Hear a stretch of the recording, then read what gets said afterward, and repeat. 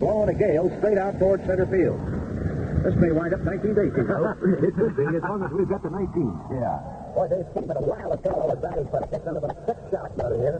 Some of them may have wound up in Milwaukee. But opening day, you can't help but get the kickers on every one of them. I don't care how long you've been around. Boy, how true that is, Dan. It's just the two pimples just go up and down your body until this ball game is over. I know when I was playing and when I was managing, I was always grateful to get that opening day out of the way, and then let's really bear down, because you bear down on opening day, don't get me wrong, but there's just something about it. There's electricity in the air, that's all. Get that adrenaline flowing, and it is something to see. One of the things that surprised me here because of the Cub policy this year of selling out all of the tickets in advance for opening day was the lack of a big crowd around here when we got to the ballpark. Correct. This is the first time, I think, since I've been coming here. Yeah. The last number of years that you have to fight your way to get in the ballpark. Yeah, it seemed kind of strange. Today it's going to be Rick Russell for the Cubs against Craig Swan for the New York Mets with Joe Torre. And Torre's taking a gamble this year, Lou. He's got himself, I think, 4 or 5 rookies on that ball club, a lot of new faces. Tim Foley is not going to be his starting shortstop, at least for today's game. Well, I was surprised when he released Randall, Vince, and making a few more statements upon your comment. He's got rookies. I think they're trying to do something of what the Cubs' idea is, bringing in some spirit, some pride to the New York Mets, something that they have never had. They finished last year, of course, with a whole lot of veterans. They can't do any worse than that. No, I think he's got a young ball club that he's building, and they may surprise a lot of people. They've got some good players in that ball club. Johnny Stearns, their catcher, who set a record last year for stealing bases for a catcher in the National League. Lee Mazzilli, Steve Henderson, just to name a couple of them. Veteran over on the bench by the name of Ed Sprainpool. It is not a ball club that is completely lacking in talent, and with the addition of Richie Hebner, they've got some punch that they didn't have before. How true that is, and I think that our division is going to be closer than any other time, if you can say, other than last year, 2 ball clubs were close, but I'm counting all 6. I sure hope the Cubs are going to be in the thick of it this year, and with this lineup on the field, a lot of new faces for the Cubs. It figures to be one of the most interesting seasons that we've had since the early 1970s. There's no doubt about it. In the eyes of all loyal Cub fans, will not only be on their favorites, but it'll be on Martin, Sizemore, and Barry Foote. All right. We'll be ready to go with the opening day of 1979 at Wrigley Field in just a moment, and I hope you're going to be ready to go with the great Smithson Cigar. Stopping in person at one of the 4 locations: Oak Brook Shopping Center, the Brickyard Mall, Chicago, the Lincoln Mall inside the Kaficki Village in Madison, or the Jefferson Square Mall in Joliet. And join us again on Saturday for Let's Talk Baseball. Lou has the leadoff man in a moment, and the ball game on WGN Radio, Chicago. How you doing, everybody? Opening day at Wrigley Field for the Chicago Cubs for the baseball season of 1979. This is Lou Boudreau with the leadoff man, and we'll be talking to our guest, the skipper of the Chicago Cubs, Herman Franks, in just 1 minute. When you put that uniform on, opening day means something different, doesn't it? Well, you know, it always makes you think a little bit, Lou, no matter how many you've been through, with the great crowd and the great fans here in Chicago, it really makes you a little nervous. It really does. And I was always happy when I was playing or managing to get opening day out of the way. And now let's go ahead and play the other 161 or 153 games when we were playing. Well, I wish every day was opening day, though, Lou. It's such a great crowd here, and the fans, like I say, and you just can't beat Chicago. This is true. Now, let's talk a little bit about your ball club in 1979. In your opinion, it is an improved ball club. No doubt about that, Lou. We're strong up the middle this year. We've got a good catcher, good center fielder, and really, I don't think we're going to miss Trio at second base as much as people think we are. This little Sizemore has the know-how, the experience. He's helping Dave Seuss. He's kind of a take-charge guy out there. I think he's going to help us tremendously. I really do.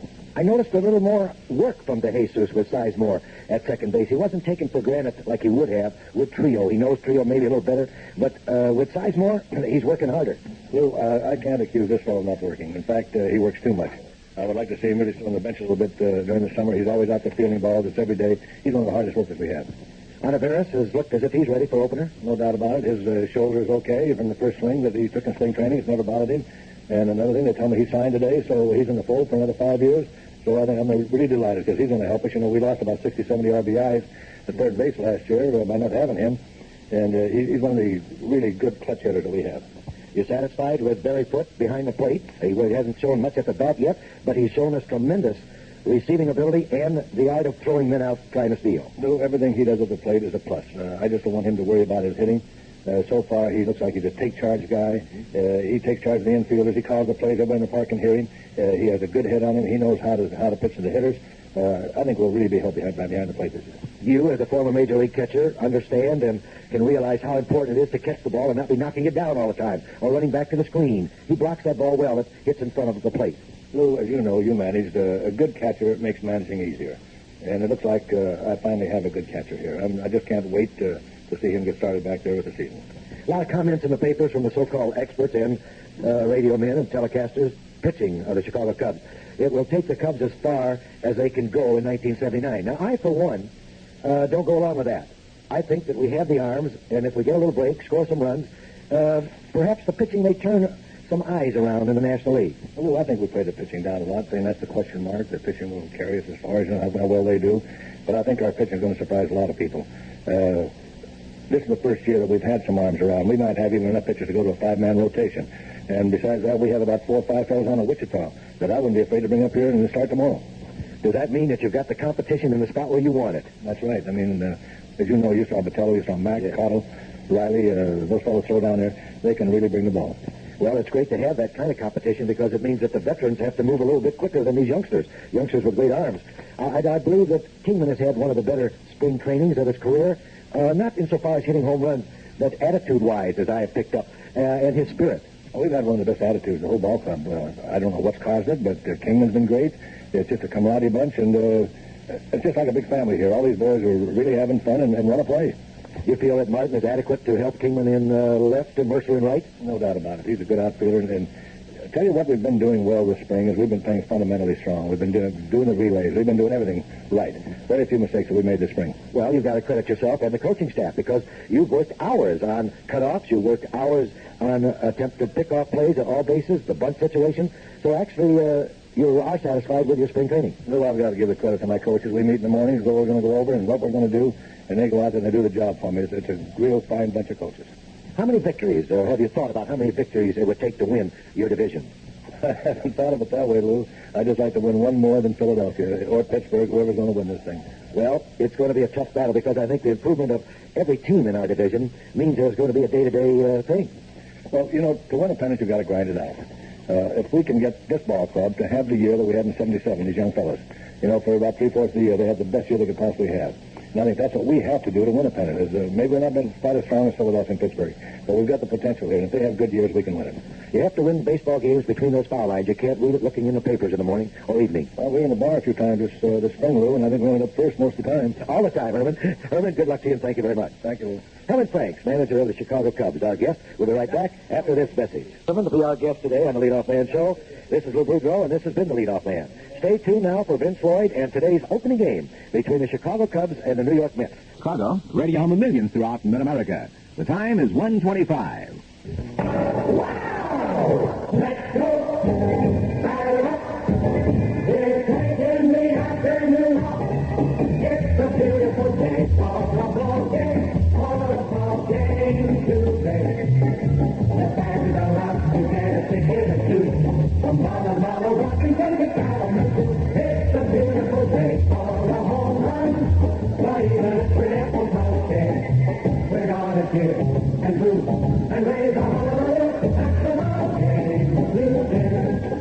The Chicago Cubs are on the air. How you doing, everybody, and welcome to 1979 baseball. Yes, it all starts officially in just a few moments out here at Wrigley Field before a standing room only crowd, and not too bad a day. Certainly could have been a lot worse. Let me tell you, there were a few times during the winter when we'd have just loved to get up and see a day like this in Chicago, right? They are introducing the members of the Chicago Cubs squad now. They have already introduced the starting lineup for the New York Mets, the starting lineup for the Cubs, and now they are introducing the remainder of the Cubs individually, both teams lining up along the foul lines, the Mets along first base and the Cubs along third. I'm Vince Lloyd with Lou Boudreau. We sure welcome you to our broadcast. Opening day, 1979, for the Chicago Cubs. And on the 5th day of April, the Cubs hoping to get off to a good start at the expense of manager Joe Torre and the Mets. Our broadcast today is brought to you by the G. Heilman Brewing Company of La Crosse, Wisconsin, makers of Old Style, the pure brewed beer from God's country. True Value Hardware Stores. Boy, that's more than just a name. It's their way of doing business. True Value. General Finance's 70 Chicagoland offices. The borrow up to $10,000. Call friendly Bob Adams at Andover 3-2020. Your Gallant Men of Olds. They have all the new 79 Oldsmobiles. Come on in for a test drive today. And the Association of Chicagoland McDonald's Restaurant. Big roar you hear. There's a greeting here from this big crowd when Bruce Sutter's name was introduced. along with other members of the pitching staff, including Dennis Lamp, who's following him out there right now. Stan Hack, former player for the club, the star, and former manager, is here today, and he is slated to throw out the first ball. Among the dignitaries, the governor of the state of Illinois, Big Jim Thompson. And he was very busy a little while ago. Governor was signing autographs, and he took his seat down along the third base side. Our broadcast is authorized under rights granted by the Chicago National League Ball Club, which has the right of approval of the announcers for this event. It is solely for the entertainment of our audience, and any publication, rebroadcast, or other use of the descriptions and accounts of the game without the express written consent of the Chicago National League Ball Club is prohibited. The starting lineups for the visiting New York Mets. Leading off will be Lee Matsili. He'll be in center field. A rookie, one of several that Joe Torre has in the squad, Kelvin Chapman batting second. Now we're going to interrupt because we're going to have the singing of the national anthem today. Here in person, Freddie Fender. What so proudly we hailed as the twilight's last gleaming, whose broad stripes and bright stars through the perilous fight, o'er the rampart we won, were so gallantly streaming, and the rockets were playing, bubbles bursting in air, gave proof through the night that our flag was still there.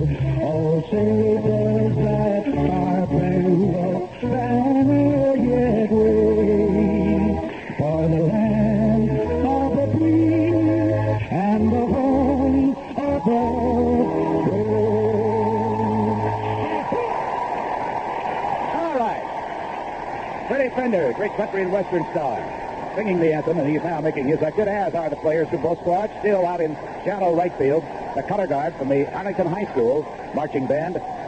They did not bring the band out on the field as they had planned to do originally because there's still a lot of moisture in that grass in the outfield. The infield itself was covered yesterday. We're hopeful we're not going to get any rain between now and the end of today's ballgame. Color guard marching briskly off the field. Let me continue with these lineups when we come back for the opening pitch of the ballgame. The umpires coming out. And, of course, we still have the dispute going on between Major League Baseball and the veteran umpires. And here today, Lanny Harris from Richmond, Indiana, up from the AAA ball the last couple of years, last 4 years. And I understand that Mr. Harris from Richmond, Indiana, has been signed to a Major League contract. He'll be working behind the plate. From Deerfield, Illinois, manufacturer's representative as his principal occupation, working at first base, will be Dick Cavanaugh. From Northbrook, Illinois, umpiring at second base, Joseph Pomponi. Umpiring at third, from suburban Arlington Heights, is Joe Mahar.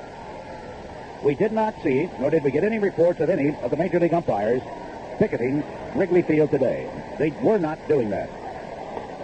Stan Hack is to throw out the first baseball. Talked to him earlier today. And that will be taking place momentarily out at the far end of the Cub dugout. I'll continue with the Mets batting order for today. Richie Hebner, newly acquired from the Philadelphia Phillies, will be hitting third behind the rookie, Kelvin Chapman. Hebner at third base. Johnny Stearns, their outstanding young catcher, will be hitting cleanup. Willie Montañez, a veteran at first base. Stan Hack just now getting to his feet. The left field side of the Cub dugout. Tossing the ball out. A whole host of photographers and cameramen, newspapermen, television and radio reporters assembled out in the field. Barry Foote caught that ball that Stan Hack had thrown out, and they're posing for photographers down there now. Steve Henderson will be hitting behind Montañez. Henderson will be in left field. Elliot Maddox will be in right field. Maddox hitting seventh. Doug Flynn at shortstop. Steve Foley, who everybody thought would be the starting shortstop this year, sideline, as they want to take a good look at Chapman, and Flynn has done an excellent job for him, too. Craig Swan, a big right-hander, warming up down the right field line. Now, we'll be back for the Cubs' opening pitch of the ball game and their opening lineup right after these messages. My husband, Tom, is an old-time radio nut. Oh, Marge, don't you remember when we were kids? We'd sit around the radio and listen to the exciting adventures of the Lone Ranger. Oh, Tom. Oh, Lamont Cranston as the Shadow.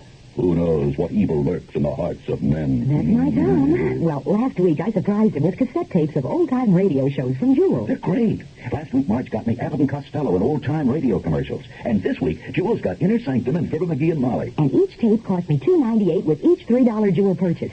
And I got a cassette carrier free when I bought Tom the tape of Abbott and Costello's Who's On First. Hey, Abbott! So if you've got a radio nut in your house, or if you want something that the whole family can enjoy, look for old-time radio shows at Jewel. Marge, you're terrific. I don't know how you do it. It's elementary, my dear Watson. Oh, Marge. It's a new game for the family. It's called Syndicate. Syndicate is a new and exciting board game that deals in billions of dollars and good strategy decisions. It's fun. It's challenging. The entire family will love Syndicate. Syndicate gives you a rare chance to see how it feels to deal in really good money decisions. Deal with the problems that the titans of the industry deal with every day. Buy Syndicate today at any of these fine stores. Fox and Patano's, Marshall Fields, Carson's, Gamesters, and your local drug and variety store.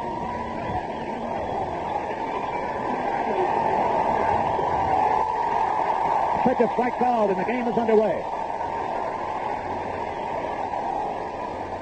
That's Billy batting left-handed. Rick Russell delivers, and he just missed the inside corner. The crowd boos the call. Ball one, strike one, we are underway. Russell winds, and McBilly, a good leadoff hitter, good veteran player, takes in at his ball, too. He had a hot spring training and hit safely in 7 out of their last 8 games. Russell winds, high and outside with a fastball. He is falling behind after getting the first pitch in for a strike. It is now ball 3, strike 1. The big fella winds. Here it is. Petzeli swings at a ground ball. Backhanded, deep by DeJesus. One throw, got it. Beautiful play. First defensive play of the 1979 season by Ivan DeJesus. Went to his right towards third. Backhand of the ball. Quickly got to his feet. Straightened up with a good overhand throw. Petzeli was beaten by 2 steps. That will bring up the rookie, second baseman Kelvin Chapman, a right-handed hitter. Straightaway stance. He got the rookie award for spring training from the New York Baseball Writers. He swings, drives one, low liner, center field base hit. And the first hit of the 1979 season by the rookie. A low line single straight over second base. And he looked like he was handcuffed by it, Lou. Well, Russell is trying to get ahead of the hitters and keeping the ball low today. Both pitchers will work more carefully today because that wind is blowing out at such a tremendous pace. I would say over 25 miles an hour out directly to the outfield. We'll see quite a few home runs today. It is gusting, they report, at 45 miles per hour. Gusting at 45. And it is now blowing more towards right field. About an hour or so ago, it was blowing out towards left field. Now towards right. Stepping in, Hebner. And the former Philadelphia Philly and former Pirate star fouls the first pitch to him down the left field line, out of play, and it's a strike 1 count on Hebner. They traded pitcher Nino Espinosa to the Phillies for Hebner, and he should help give them a solid wallop in that lineup. Next one by Rick, and the right-hander is low with that sinker ball 1, strike 1. Joe Torre starting his second full season and his third season. He took over the ball club in May of 76 or 77. That was the ball 2, strike 1. Russell from the strike. There's a swing and a hard hit ground ball. Out into center field, runner going from first to third, and the Mets have a threat going. Hebner hit it sharply. DeJesus, even though he was shading the left-handed hitter to pull, could not get to that ball. It was between Ivan and the second base flag, and Russell was in trouble. Runners at first and third. And Johnny Stearns, the right-handed hitting catcher, stepping in. Stearns against the Cubs last year, hit 275. Had a couple of homers against Cub pitching. Straightaway stance. First pitch. Fastball outside. Ball 1. One scheduled game today, Texas at Detroit. Called off because of wet grounds and rain at Tigertown. Russell delivers. Stearns takes another ball. A little low and inside, and Russell not sharp with his control. Big fella is ready. Looks at first, comes to the plate, a swing and a high fly ball, deep to center field, Wynn carrying his way back, Martin back against the vines, one-handed catch, runner at third, tags, scores the first one of the year, Mets have a 1-0 lead. That wind blowing hard towards right field, kept carrying that ball away from Jerry Martin towards the vines in straightaway center field, and Jerry made a remarkable one-handed catch. Very, very deep out there, right near the 400-foot sign. So Stearns has driven in the first run of the year. A sacrifice fly. Kelvin Chapman, the rookie, tallied. Hebner holding at first base. And Willie Montañez, A veteran left-handed hitting first baseman steps in with 2 gone. Wrestled from the stretch. Fastball for a strike call. A pair of singles and a sacrifice fly by the Mets. And they are on the board at Wrigley Field. Opening day capacity house. Swing and a miss, but a good sinker down and away. And Martinez, very colorful ball player, flips the end of the bat up, steps out of the batter's box for a moment. Now readjusts himself in that batter's box. Left-handed hitter takes one into the dirt, blocked nicely by Barry Foote. 0-1, strike 2 on Willie Martinez. And Russell out in front of the hitter. Let's see if they can put him away without any more damage in this first inning. Here it is. Low and inside, and Barry Foote having to be acrobatic down there to prevent that one from getting by him. Ball 2, strike 2. He has quick reactions for a big fellow behind that plate. Followed that ball very nicely into the dirt. Runner goes on 2-2, a swing and a miss, and the inning is over. A strikeout. End of the half inning. Mets lead the Cubs 1-0. Canada, it's a celebration. Canada is your kind of summer. So come out and play. Play on our beaches, sail away a summer's day. Play in legendary coves where pirates took refuge and buried their treasures of gold. You'll find a heritage in Canada that's exciting and fun to share at the International Gathering of the Clans, with festivals and games, nimble dancers and stirring pipers in Nova Scotia. Come to Atlantic Canada and dig right in for heaping plates of fresh seafood. Enjoy unspoiled beauty and cities big enough to entertain you, small enough to stay neighborly and inviting. Discover it, celebrate it in New Brunswick. With the favorable exchange rate, your dollars will go even further now. Canada, there's so much to go for. A message from the Canadian government. You know the way. The Canada Egg McMuffin is so much more. More than an egg in a muffin. There's more in the middle of an egg McMuffin than an egg in the middle of a muffin. Say it again. There's more in the middle of an egg McMuffin than an egg in the middle of a muffin. No, I didn't get that. Canadian bacon and cheese. A butter English muffin. Tasty breakfast, yours and please. There's more in the middle of an egg McMuffin than an egg in the middle of a muffin. Yeah! At McDonald's, we do it all for you.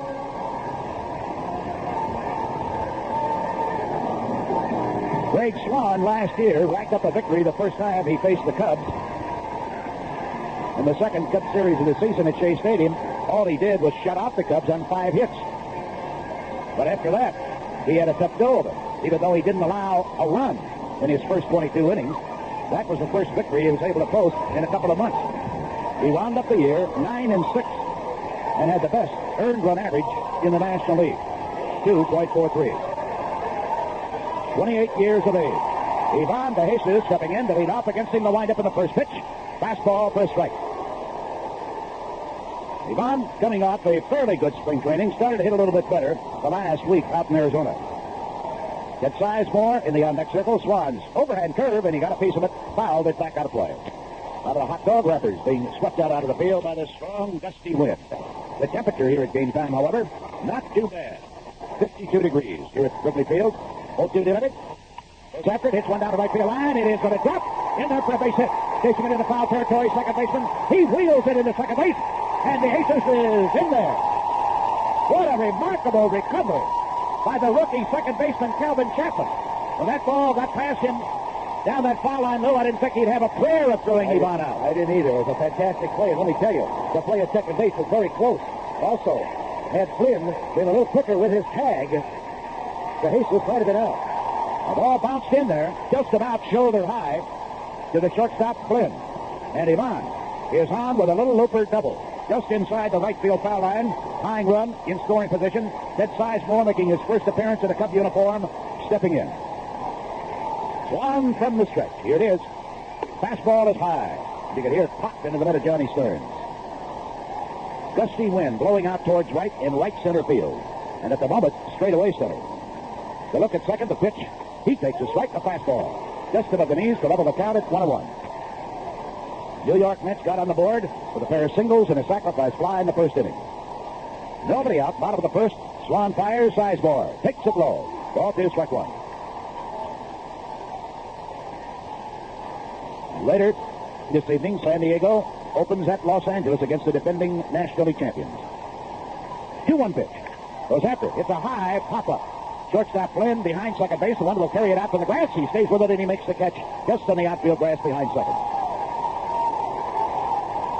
Well, De Jesus has to hold at second base, and here is Bill Buckner, and he's going to get a tremendous hit.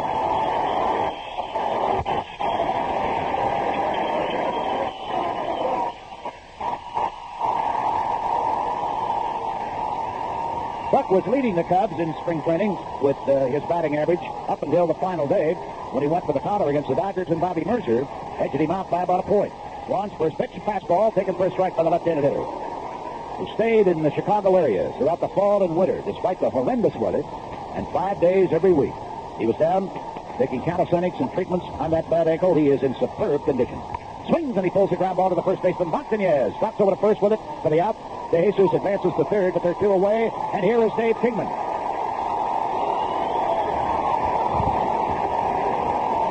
A couple of hours ago, in some batting practice out here, Kingman, with that wind blowing straight out towards left field at that time, hit about 6 in a row.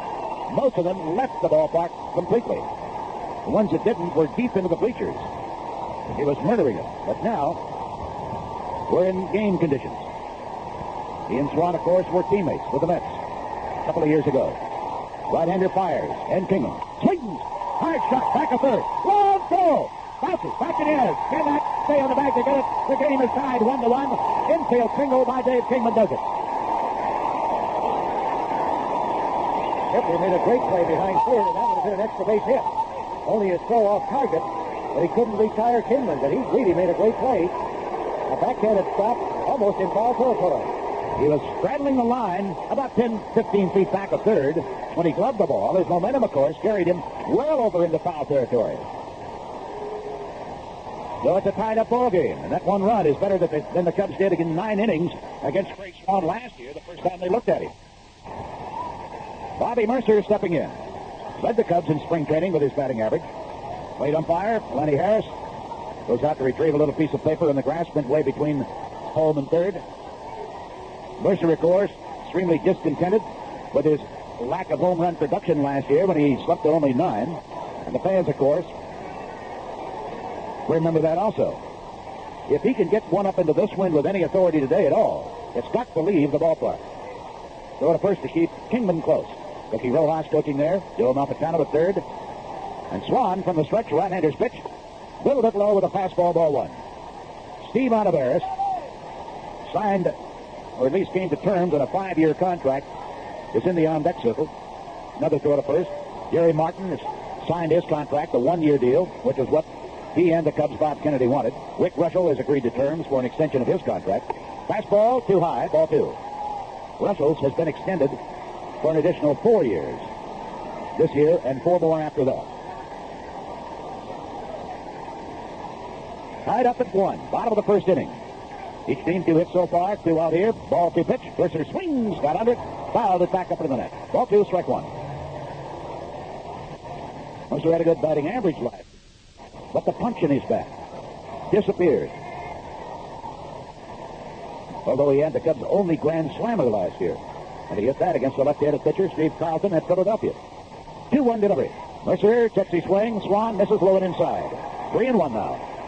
He's trying to keep it down so he can't get it up in the air. Elliot Maddox, 30 years of age, playing in right field.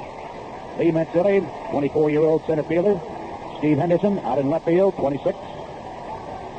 Johnny Stearns, Craig Swan, the battery. Here's a pitch. He takes a strike over the outside corner at the belt. 3-2. Wally Montañez at first base. Very fine glove man. A veteran, 31 years of age. Youngest man of this Mets team today is their second baseman, Calvin Chapman, who scored in the top of the inning after getting a single. He's only 22.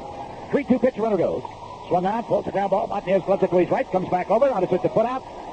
And at the end of 1 full inning of play, it is tied at 1. We make car buying a pleasure again. Well, Vince, here we are again, back with the Cubs for another exciting season, and here's the ball. Yeah, Lou, and back with the support of the Gallup Minimals. 2 of Chicago's greatest teams, the Chicago Cubs and the Chicagoland Oldsmobile dealers. The Cubs have the kind of team spirit that makes a ball game a pleasure, whether you're out here in the park or listening at home or on your car radio. And your Chicagoland Oldsmobile dealers have the kind of team spirit that makes car buying a pleasure, including the personal attention and courtesy every Olds customer has come to expect. We know everybody listening joins us in wishing Herman and his Cubs a rip-roaring success as they race for the finish. And we urge all of you to visit your Chicagoland Oldsmobile dealers. See for yourself how your gallant men make buying a new Oldsmobile as pleasurable as owning one. If you want to keep battery-operated devices in good running condition, don't use run-of-the-mill batteries. Hi, Pat Summerall to suggest you use Eveready heavy-duty batteries from True Value hardware stores. They're designed for frequent use in medium and high-drain equipment like radios, toys, heavy-duty flashlights, slide viewers, calculators, shavers, cassette recorders, and more. Get Eveready heavy-duty batteries in popular sizes at participating True Value hardware stores and home centers. And tell them Pat Summerall sent you.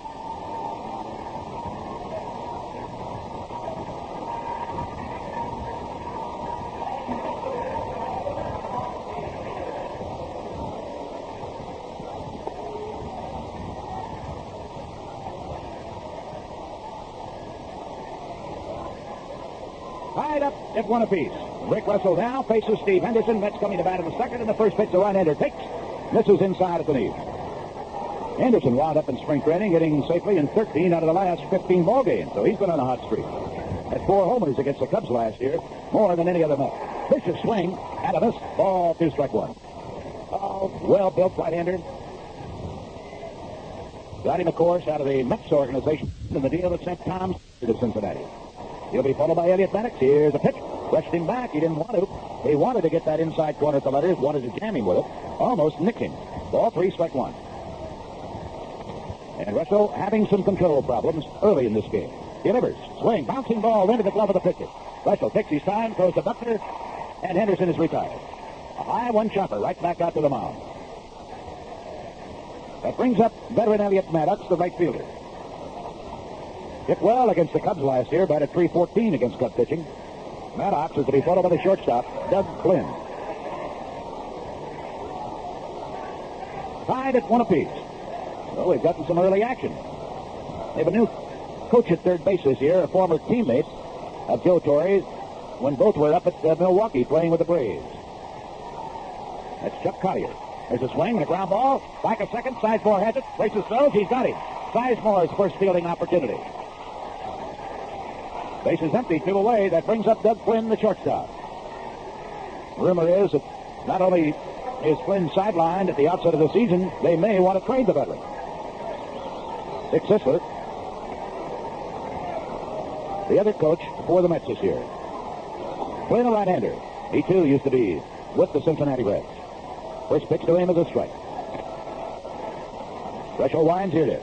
Sinker is low. Ball 1, strike 1.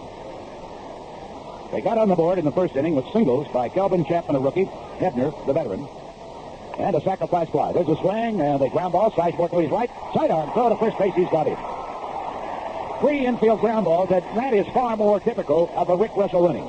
Cubs come to bat. It's still tied 1-1. God's country is home to the majestic eagle.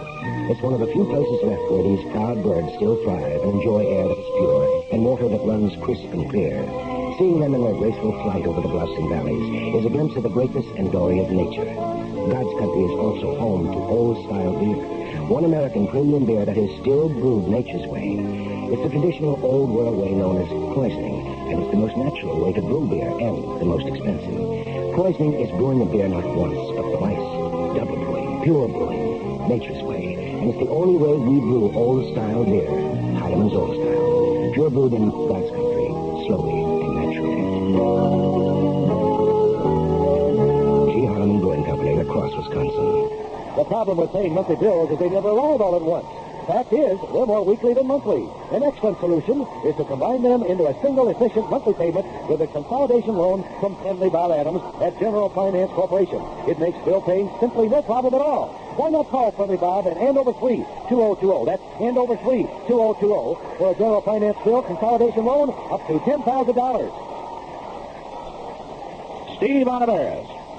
As I mentioned earlier, he signed his 5-year contract with the Chicago Cubs. He's going to be leading off, switch hitter. He normally has better success lefty than he does righty. And, of course, he's batting left-handed against Craig Swan, another one of the former students at Arizona State University in the majors. There's a swing and a deep drive. Right center field, got a chance. It bounces on a warning track, and Olivares pulling into second base with a stand-up double. Third Cub hit of the day. Ivan DeJesus opened up the first inning with a double. His, however, was a little blooper just inside the third base foul line and only about 60 feet behind first base. This was a long shot into right center field. And Jerry Martin makes his debut in a Cub uniform as a hitter. He and Sizemore, Barry Foote, Last year at this time were Phillies. The pitch by Swan. Breaking ball low and outside to Martin, a right-handed hitter. So the Cubs in the side-up ball game now have a chance to take the lead. Bottom of the second, Swan fires.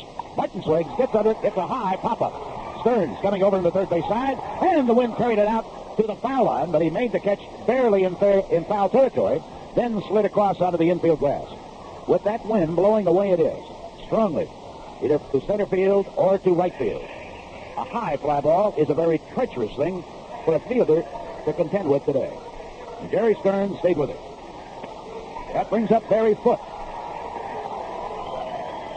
The look at second by Swan. The delivery, Foote, a right-hander, takes, and it misses. Let's take a moment for station identification. This is the WGN Chicago Cubs Baseball Network. This is WGN Radio Chicago. It's 2 o'clock.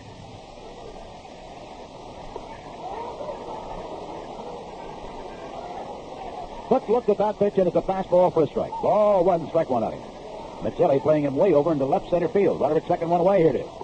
Drive pulled up and he swung. He went too far. Ball one, strike two. And Barry steps out of the batter's box. Going to take him a while to get his timing down at that plate because of the inactivity he's had the last 2+ years. 1-2 delivery. Takes the fastball a little outside for the knees, 2-2.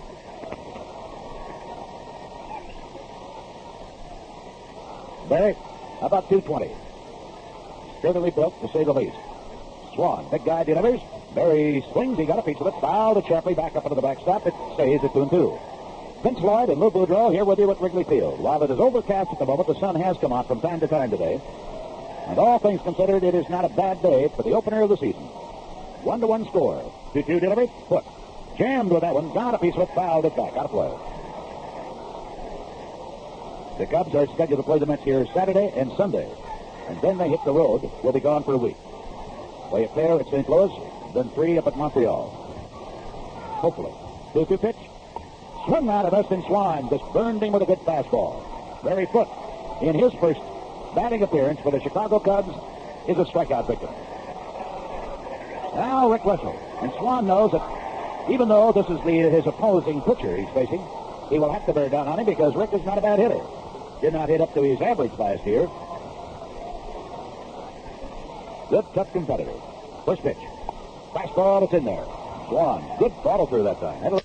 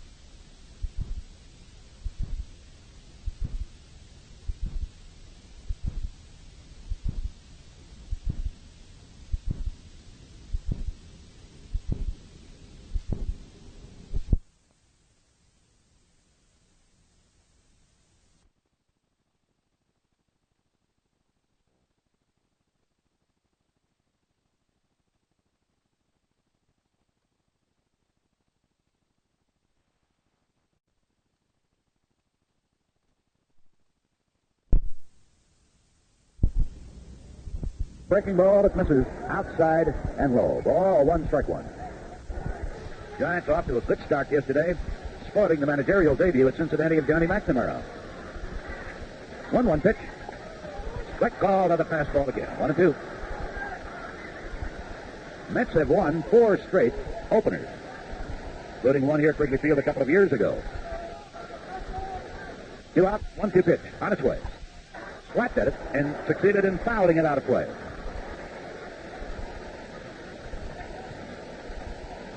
Field appears to be in excellent condition, but still rather soggy behind the shortstop position, behind third base, and in straightaway center field. 1-2 pitch. Swung out of this. He went after a high fastball. A Swad really bored out on him. And Oliveris was left stranded at the end of 2 in the opener of the year. It is tied at 1. You know, our Cubs dig in for 1979. The folks at Carroll's-Benz Wear would like to extend their wishes for a successful, healthy season in hopes that the wind always blows out at Wrigley Field. Home of the Red Hanger Shops of Mr. Big and Mr. Tall Shops, Carroll's is delighted to be sponsoring Cubs baseball again this year. And this week, Carroll's is proud to feature the Combinaire by Botany 500, a suit with reversible vest and second pair of contrasting slacks that turns it into 5 different outfits. And the Botany label means real value on fashions that comfortably in style anytime, any place. Completely American made. They are constructed of a textured fabric of cotton polyester, which gives you wrinkle-free good looks all day. Carroll's brings you the Botany Combinaire to you in an uncomparable range of sizes of $475. There are 9 Carroll stores in Chicagoland. Look for them in your phone book. That's Carroll's with a capital K. The Conrad Hilton has a big deal for business people coming to Chicago. Just $30 for a single room, only $10 more for a twin. This special price not for meetings and conventions, and you must reserve within 30 days prior to arrival. Chicago for $30. When you have business in Chicago, it's a big deal at the Conrad Hilton. For reservations and more information, call your local Hilton reservation service or your travel agent. Henry Brandon's orchestra out here today. And Vince Lloyd and Lou Boudreau with you. Lou, come on in. Okay, Vince, first pitch to Swan is a called strike. This is a battle of pitchers keeping the ball in the ballpark today. Strike 2 called on Swan. And fortunately, thus far, Russell has kept the ball hit to the middle of the diamond. There's a high curveball, ball 1, strike 2. Whereas Swan has given up 3 hits, Russell's only given up 2. We're all tied up 1-1. Curveball inside 2-2. Both pitchers, in my opinion, are working extremely fast and extremely hard. I doubt whether either man can go over 6 innings today. There's a pitch outside. Both men throwing a lot of pitches, knowing that this wind, with that velocity of over 30, 35 miles an hour at gusting breezes in this ballpark, there's a swing and a miss, strike 3. They know if they ease up on one and the hitter gets it into the air, it will be gone. 1 out. Here's the top of the order, Mazzelli. Mazzelli was thrown out by DeJesus in the first inning on a beautiful play in deep short. And this youngster can move. He can run well as hit and field. First pitch by Rick. Curveball low. Ball 1. Rick has thrown a lot of pitches thus far in this ball game. So it's 1. They have to be very careful. Fastball for a strike call. Each pitcher looks extremely quick, in my opinion. Consequently, they're just giving all they have on every pitch. Here's one fouled near the Mets dugout. Even though the new dugouts, they look beautiful, Bob Kennedy may make some changes as the players and the manager, Herman Franks, offer some suggestions. Here's a low on a check swing. They check with the umpire. The call goes for Mazzelli. It's now 2-2. They have 5 or 6 steps that you have to take as you leave that dugout or go into it. Here's a ball outside, and it's 3-2. 3-2 pitch. Swing a ground ball. A Sizemore to his right. Backhands it. Throws to first. Buckner with a short top pickup. Makes the play. Beautiful play by Sizemore as well as Buckner at first.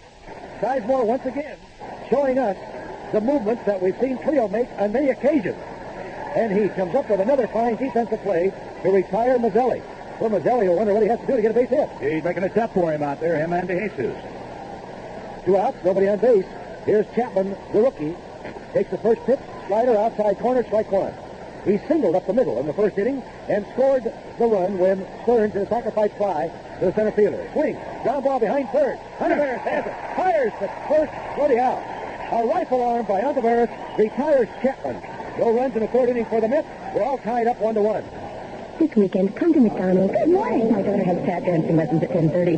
What would you like, Felicia? I'm not teasing. I love muffin. I would like a leg McMuffin. Put it on hold, Felicia. Be sure to breakfast faster. You have plenty of time to make the most of your morning. We want something quick and fast and hidden good. Today we're going bowling. Bowling, fishing, Lane Creek. Breakfast. Betty, make the most of your morning and still have time for a delicious hot breakfast. I'm going to make the most of my morning. Could you step up Closer to the counter. No, my feet on, no. Enjoy fresh gravy, scrambled eggs with hash browns and sausage, hotcakes and sausage, or own egg McMuffin. What you like, sir? He's meditating. Oh, he can't decide between hotcakes and scrambled eggs. Oh, that's delicious. No. Scrambled eggs. Darling. Darling. I can't register sideways. We do it all for you. Thank you, everybody. Make the most of your morning. Hardware Store's April bargain of the month will be an even bigger bargain if you have spring cleaning to do. Hi, Pat Summerall to tell you they're offering 25 extra 30-gallon trash bags for just $2.70. Get them to store seasonal items like winter clothes, coats, and blankets, or use them to neatly hold and dispose of trash and lawn clippings. Each bag holds up to 60 pounds. Get 25 30-gallon bags for just $2.77 while supplies last at participating True Value hardware stores and home centers. Fill your fruit bowl with red delicious apples from Eagle. Only 89 cents for a 3-pound bag.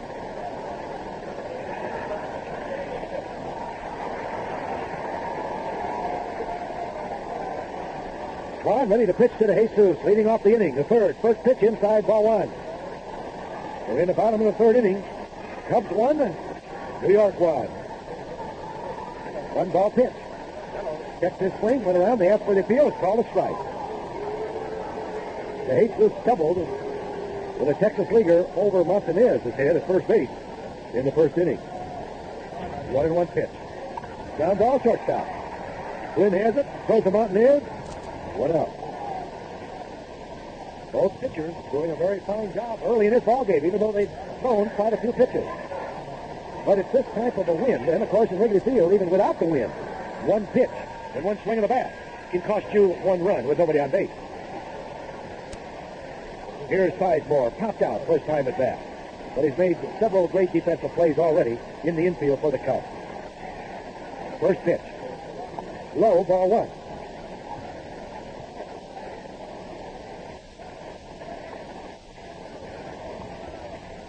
Next pitch.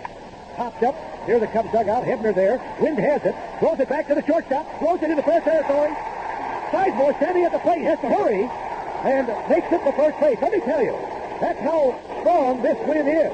The fans are booing, but at one time, that ball was in foul territory behind the dugout, in the stand. Can't believe that. Hebner goes over to the wall at the end of the Cubs dugout. He was looking out for the seat. He was nowhere near the ball, and as the shortstop Flynn, also a veteran, moves over in the foul territory, looks up, the ball lands about 8 feet in fair territory, and Sizemore has to hustle to get a base hit. That's a good opening day play. We got to keep that in our repertoire. Sizemore will talk about that for the rest of the day and evening. Here's Buckner at bat. Sizemore with a lead at first. The pitch. Buck swings and fouls that ball down the left field line. The wind has it, carries it out to Henderson. Now he loses it. He has to dive back to make a one-handed grab out of that high pop-up down the left field line. What a day. I'm glad we're sitting here and don't have a uniform on today. Anything hit up in the air, look out. So Buckner is out for the second out of the inning, and here is Kingman. Sizemore at first base. Cubs 1, New York Mets 1. Kingman with a spread stance, levels the bat over the plate. The first pitch to him by Swan, curved ball outside, backhanded and dropped by Stern, ball 1. That is one of the reasons both pitchers have to work extremely hard and concentrate on keeping the ball down, hoping for ground balls.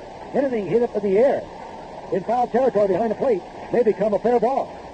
If it's hit over the infield, it may be blown out of this ballpark. The pitch. Swing and a miss. Kingman with one of his great Kingman swings. Did not make contact. Cubs with 1 run, 4 hits. Mets, 1 run, 2 hits. We're in the bottom of the third inning. 1-1 pitch. Strike over the inside corner. Kingman puts his hands on his hip. Does not say anything to the plate umpire, Harris. It was close, but Harris gave that corner pitch to Swan. It's now 1 ball, 2 strikes, 2 outs. Sizemore at first. Swan set. Pitches. There goes Sizemore. Popped up. This will end up in the center field. It's over the shortstop there. Flynn moving back. Still moving back. Hit drops for a base hit. Here comes Sizemore around. It's a pop-up double for Kingman, and Sizemore scores the Cubs lead 2-1. That was a pop-up over the mound. Oh, as soon as that started out, you just knew it was going to be nothing but trouble for the Mets. Anything up in the air today is going to be trouble. The Cubs have taken a 2-1 lead, and it's got to be very discouraging for a pitcher. Oh, yeah. As it is noticeable in Swan right now. Yeah. And Stern is going out there trying to settle him down. And I wonder what's going through the mind of that young kid at second base, that Chapman, the rookie. He's probably just hoping, don't get anything near me. It's up in the air. And I think Flynn and Hebner saying the same thing. 2 outs. Here's Mercer at bat. See if the Cubs can take advantage of that.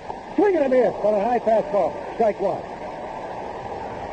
This is the opportunities that ball clubs have to take advantage of their opponents when given an extra out in the inning, and especially one that scores a run to give you a lead and put the man in scoring position. Swing and a tap off of the foot. No, he slips as he leaves the batter's box. So Mercer grounds out to Montanez at first base. But the Cubs do score a run. Kingman with 2 RBIs. Cubs 2, New York 1. The Cubs and the Bulls. We make our buying a pleasure again. From the very first moment we greet you, we're gonna do our honest best. The Cubs and the Bulls. Understanding is the name of the game. We want to see you here again and again. So we're gonna treat you right. The Cubs and the Bulls. We make our buying a pleasure again. The Cubs and the Bulls. Ask some questions, yes, they knock and deal. Take your time deciding. We want you to feel right at home at Old Mobile. The Cubs and the Bulls. We make our buying a pleasure again. The Cubs and the Bulls. We make our buying a pleasure again. The Cubs and the Bulls. For me, what they remember, started right eagle. Good meals are the good food, and good food comes from Eagle. Your family's good at eating, and at cooking, you're the best. But started right eagle, you and your family to the best. Fill your fruit bowl with Red Delicious apples from Eagle. Only 89 cents for a 3-pound bag. Good meals are good food, and good food comes from Eagle. Hebner has taken 2 pitches from Russell here, opening up the 4th inning. Both pitches were low. Ball 2, no strike. Russell working quickly. There's one over the outside corner, strike call. All the ball players today are saying to the pitchers, make them hit the ball on the ground. No pop-ups today. The pitch. Hebner swing, pitch one up in the air. Foot back near the screen. The wind has it, carries it back. Oh, cannot make the play as there was interference by a fan. Yes, sir. And they're arguing. Herman Franks is out arguing that the fan hit the ball. I will say this. The argument is legit, but I don't think Foot was able to make the catch had he been standing up erect. He slipped. That's probably the ruling that Lenny Harris, who has signed to a Major League contract, the AAA umpire for 4 years, why he made that decision. Because the fan obviously did get out over the wall. And I think it did hit his fan ahead. Yeah, it did. Too. But they were not awarded the interference call. Hebner now with a count of 2-2. He had a better shot at it than Berry. Yes, he did. Anybody could catch a pop-up today. Just be ready. 2-2 pitch. Oh, there's one hit deep to right field. Kiss it goodbye. It's gone. Hebner getting under one and drives it out of this ballpark on a 2-2 pitch to tie up the ball game at 2-2. So once again you go back to the interference call by a Cub fan. First home run at Wrigley Field, hit by Hebner. 2-2 ball game now. And here is Stearns at bat. 4th inning. First pitch, low, ball 1. Ball 1 pitch on its way. There's a strike called. 1 ball, 1 strike. It still will be an exciting day at Wrigley Field here. There's a fastball for a strike call. Because anyone swinging a bat, if he makes contact, can drive it out of this ballpark today. Wind gusting at some close to 40 miles an hour. Swing and a miss. Strike 3. That's the second strikeout for Russell. 1 out, and here's Montanez at bat. This is one of those days where you're happy that you get the last bat. 1 out, Montanez, who struck out in the first inning. Curveball strike called on Montanez. Hebner getting the first home run at Wrigley Field in this 1979 season. There's a swing and a foul. It's off of the foot of Montanez. That one really is painful. He jumps around. trying to get circulation back to their right foot. The count, 2 strikes on Martinez. Russell into the windup. The pitch. Curveball missing. It's 1 ball, 2 strikes. The pitch. Swing and a ground ball to second baseman. Sizemore charges it, has it. On the run, tosses it to Buckner for the out. That's what you like to see in an infielder. When one is hit with no velocity at all, to you, charge that ball. If you play the ball, don't let the ball play you. 2 outs, and here's Henderson. He grounded back to Russell in the second inning. We are in the top of the 4th inning. A 2-2 ball game. First pitch. Fastball for a strike. He had a little extra on that one. Henderson had a fine rookie year last year. Let up, but he swings and misses. First let up thrown by Russell. 2 strikes on Henderson. You don't want to lose this advantage. And Russell will be working on Henderson from every pitch on. Here's a sidearm pitch. He held back. They asked for the appeal. No. As Foote thought that Henderson might have carried the bat around as he was fooled on that sidearm pitch by Russell. 1 ball, 2 strikes. Russell is ready. Here's the pitch. Swing and a miss as he just fired a fastball past Henderson. 3 strikeouts for Russell. The leadoff home run by Hebner ties up this ball game 2-2. Hello, General Finance. Friendly Bob Adams speaking. It's Steve Dorman here, Bob. You loaned me some money to get married 6 months ago. Right, Steve. How are things working out for the newlyweds? Just great, Bob. Something the matter, Steve? Well, I came home early one day last week, and I caught her. Oh, sorry to hear that, Steve. There they were, all there, under the bed. I'm not quite following you, Steve. I caught her hiding the bills we've received for the last 6 months. Still not reading you, Steve. Why don't you spell it out? Well, she wanted to show me how far she could stretch $1, so... Oh, she hid the bills. Right, Bob, and now I owe... Oh, 6 months worth of bills. Right, Bob. Well, dry your eyes, Steve. A consolidation loan will take care of those bills. And remember, you can always get a little help from a friend at General Finance. Come out from under the bed, Andre. 70 Chicago area offices, including Naperville. Borrow up to $10,000 or for a large homeowner's loan call. And over 32020. God's country is home to the majestic eagle. One of the few places left where this proud bird still thrives and enjoys air that is pure and water that runs crisp and clear. God's country is also home to Old Style, one American premium beer that is still fully poisoned, the most natural way to brew beer and the most expensive. Highland's Old Style, pure brewed in God's country, slowly and naturally. G. Highland Brewing Company, La Crosse, Wisconsin. Ontiveros will lead off the 4th inning for the Cubs. Cubs 2, Mets 2. Ontiveros doubled in the right center. His first time at bat in the 2nd inning. First pitch, swing and a fly ball down the left field line. This one will stay in the grandstand, strike 1.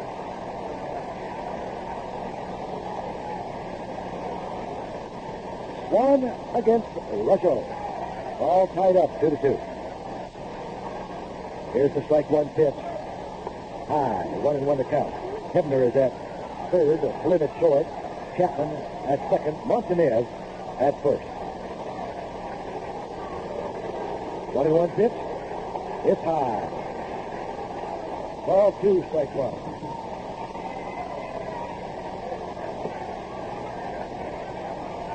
Ontiveros taps one back to the pitcher on a half swing. Swan has it. Throws to Martinez, 1 out. Ontiveros tried to hold back on that swing and couldn't do it. Now here's Jerry Martin.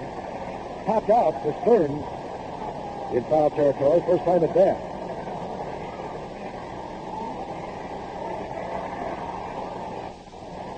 Fourth inning. 2-2 ball game. Capacity house here. Curveball gets away from Stearns. Ball 1. Mazelli, center fielder, shades over into left center for Martin. The pitch, swing and a miss on a sidearm curveball. 1-1 to count. Well, we certainly want to wish Don Kessler and the White Sox a lot of luck. This year, they open up on Friday. Here's a swing and a pop-up over the shortstop head. Hebner looking for it. Flynn is there. Hebner juggles the ball and makes the catch. Flynn was under it, but he didn't want any part of it. So Hebner just followed it into the shortstop position and juggled the ball and held on to it to make the catch. 2 out. soon as the baseball is hit up in the air in fair territory, everybody hollers, you take it, you take it. Nobody wants it today. Sometimes they're going to get it, even if they feel it, it's in somebody else's territory.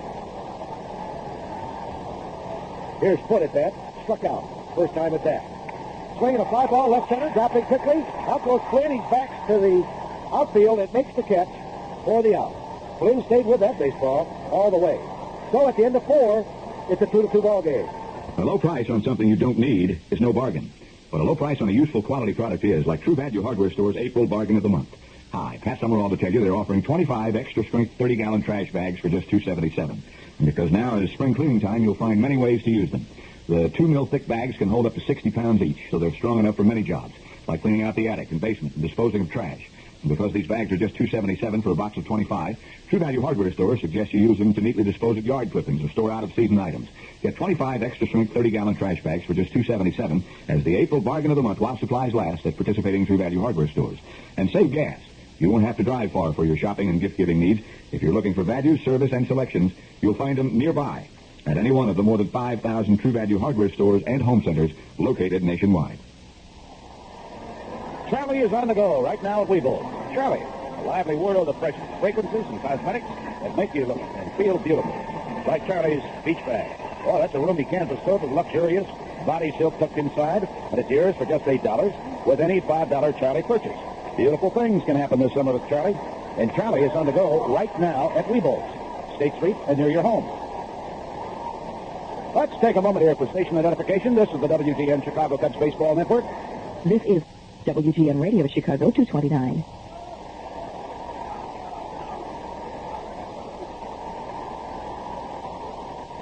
Elliot Maddox leading off fifth inning. Russell's first pitch. Right-hander takes a strike right at the letters. Good fastball.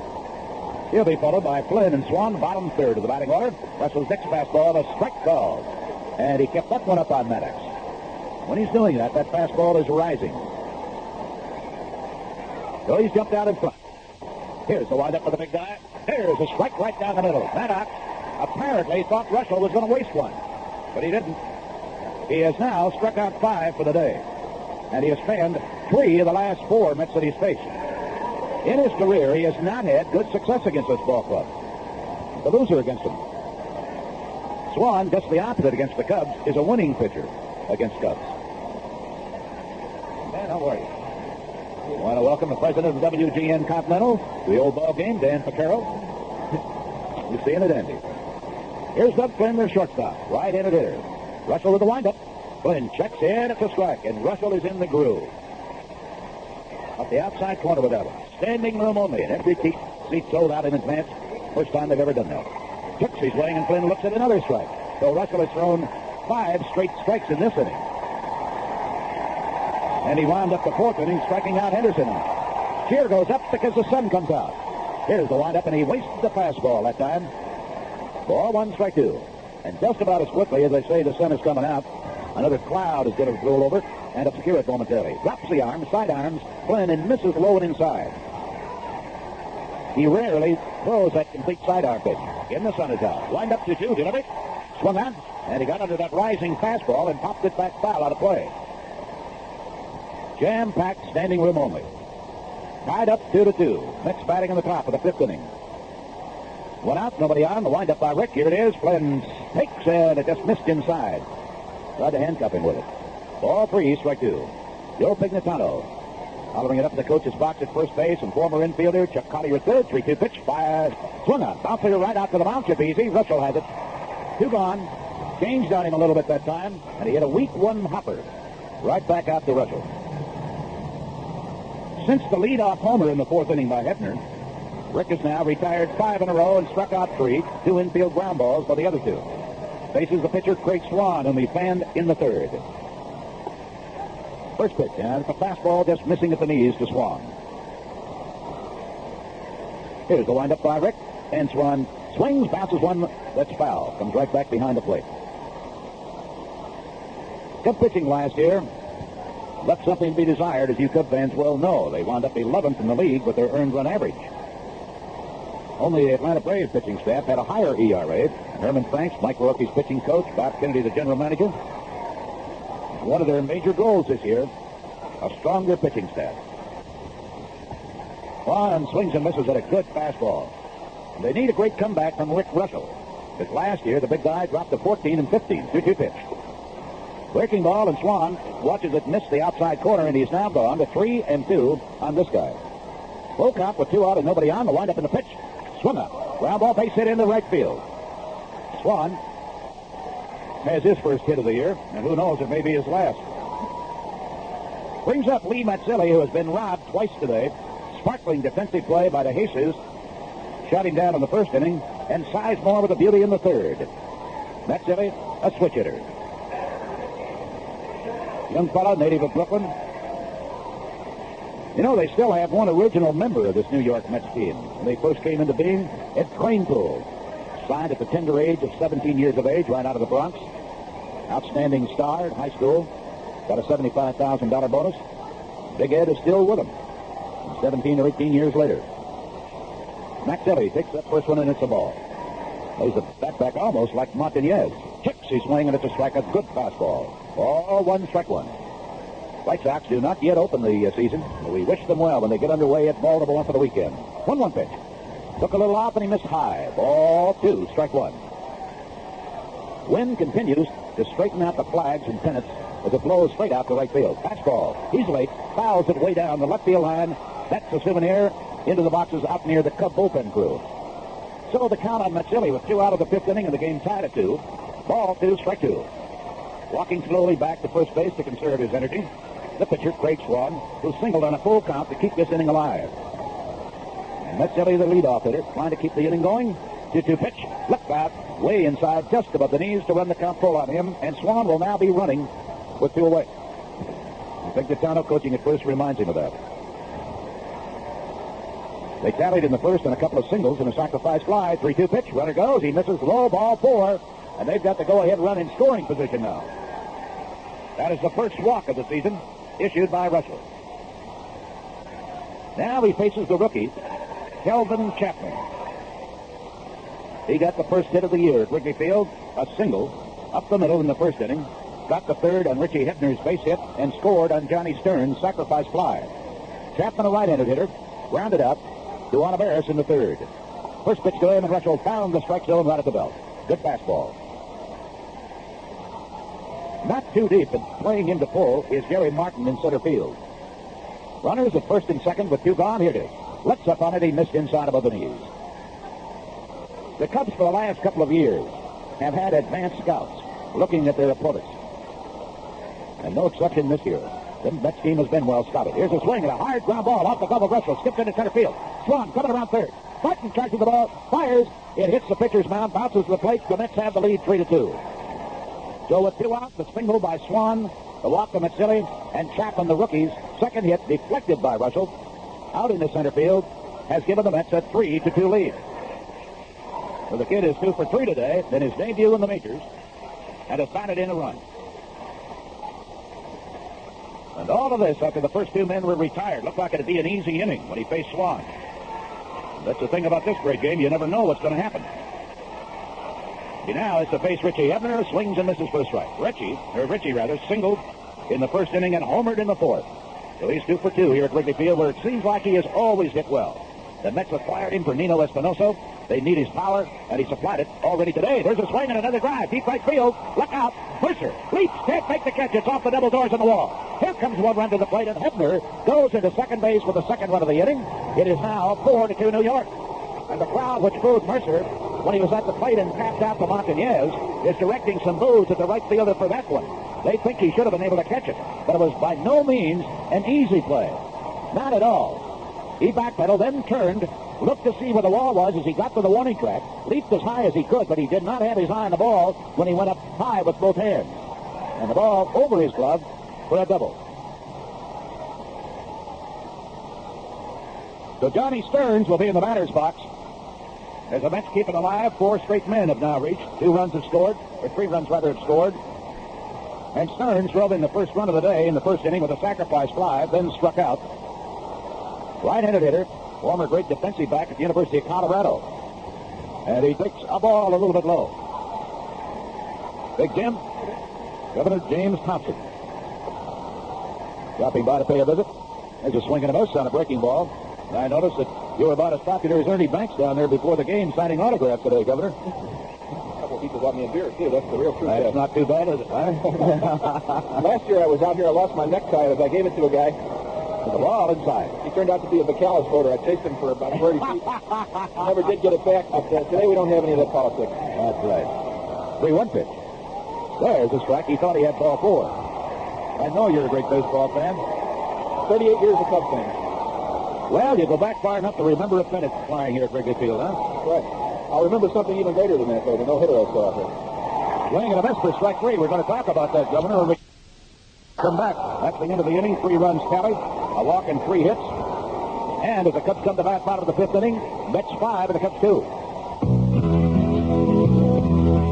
Come on, take off this flying on Northwest Lafayette. Get that good, comfortable feeling every time you fly.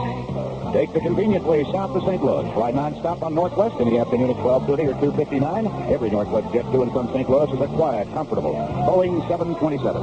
And Northwest Super Saver fares can save you 30 to 40% round trip. For details and reservations, nonstop to St. Louis, call a travel agent or Northwest.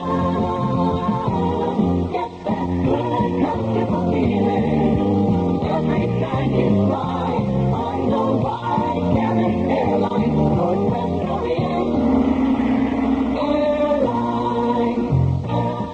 You're the one who can't always get back and forth so much longer. More than an egg in a muffin. There's more in the middle of an egg McMuffin than an egg in the middle of a muffin. Say it again. There's more in the middle of an egg McMuffin than an egg in the middle of a muffin. No, I didn't get that.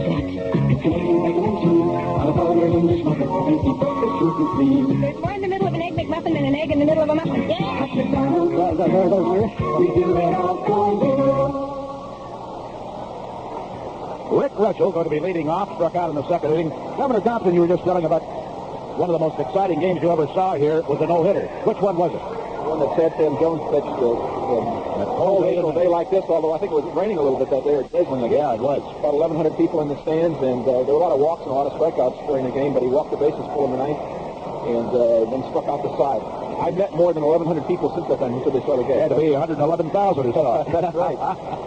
Rick takes and there's the ball. And remember the manager who went out to talk to him that day threw out the first ball here today. Stan Hack, that's right. Yeah. Grand detour. There's a swing and a miss. Ball 1, strike 1. All right, it's good to see you, and you're looking great. Well, thank you, sir. It's nice to take an afternoon off from Springfield, the legislature, the politicians, the press, everybody else.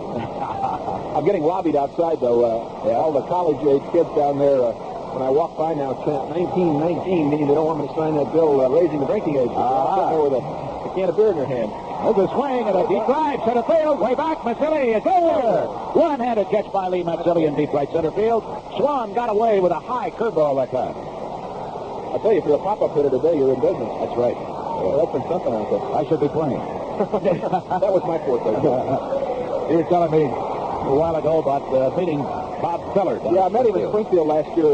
Springfield has a Cardinals farm club, the Springfield Redbirds, although I don't know whether they're going to stay there or go to Peoria, but we got him for the moment. And Bob was down there at the baseball dinner, and I told him I had his book when I was a youngster and studied it word by word. Never did help me, though, because I didn't have the ability. But I still have the book. You still have it? I'll give it to Samantha. Maybe she'll end up with it. Tell you what, we might pass it around to some of the guys on our staff, too. What I should have had was a book on how to watch the third. The aces swing. Line drive, left field. Caught. Steve Henderson reacting quickly. He hit that right on the nose, a bullet. There have been some great defensive plays out there today. Oh, yeah. Aces, the shortstop, has picked up a couple. Look beautiful. He made a couple of nandies. Olivares made one. Sizemore. You guys are ready. Sizemore stepping in now with the bases empty. He got on with a base hit in the 3rd and scored on a windblown. Look, there's a swing. He lined one base hit. That's the 3rd straight ball in this inning that has been hit hard by the Cubs. And this one is a single. Here's Bill Buckner looking for his first hit of the year. He's 0 for 2. Not very popular, is he, Governor? Yeah. Just a touch. I'm glad I'm not running this year. Well, you'll do all right. Once every 4 years, and that's enough. All right, Buck, let's keep it going. Here's the first pitch. He takes the fastball. Swan misses inside of the letters. When you went to high school, did you play some baseball? No, never did. Was never an athlete in school. It wasn't until I took the racquetball during the 76 campaign that I started playing anything athletic. I'm still only Class C, but I enjoy it. Sweatdog. We ought to get you matched with Herman Franks. He's a great racquetball player. And a dandy. Yeah. He's handled a couple of players on the ball club at racquetball. He'd handle me then. Joe Torrey going out to talk to Swan now. I don't know whether Swan might have hurt himself. Standing with his hands on his hips now, he and Torrey walk back up the hill. Apparently he's all right. Torrey gives him some quick counsel. Well, that Torrey wasn't a bad hitter either, was he? I imagine you saw him a few times, especially when he was with Milwaukee. I met another old-time Cub over with the Brick House. Andy Castro was up. Yeah, I think we'll probably have Andy in here in a little while. I always remember the day he caught a ball out there in center field and ran all the way in disputing the umpire's call while everybody was circling the bases. I think 3 runs scored on it. Yeah, I didn't want to recall that. That was Buckner swings high, fly ball right field, but it is going to stay in the ballpark. Maddox is there, made the catch on the warning track in right. Even with that strong wind, it wouldn't go out. I've talked to Andy about that one. He laughs about it now, but he was sure hot that day, He wasn't sure was. Some said he trapped it. He said he caught it, and he ran all the way in from center field. Everybody was circling the bases in the meantime. All right, end of 5. It is New York 5, Cubs 2. We make car buying a pleasure again. Well, it's a brand new season for the Chicago Cubs, and your Gallopmen of old are glad to be here once again, supporting the Cubs broadcast, cheering Herman and the boys onto a great winning year. This is Gallopmen of old know the stuff these Cubs are made of. It all adds up to quiet excitement for all you Cub fans. Now, of course, they hope you'll take advantage of the friendship and hospitality you'll find at your Chicagoland Oldsmobile dealer. They continue to make car buying a real pleasure for you fans with a full line of beautiful 79 Oldsmobiles and the kind of sincere personal attention that puts you at ease. And they make buying an Oldsmobile as pleasurable as owning one. So it's a brand new season. Cubbies, your Gallopmen of old are with you all the way. We make car buying a pleasure again. The Gallopmen of old.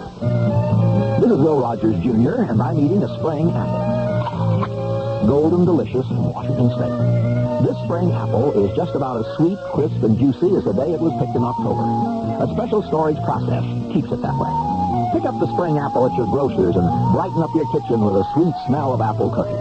Delicious from Washington State. A message from the Washington State Apple Commission.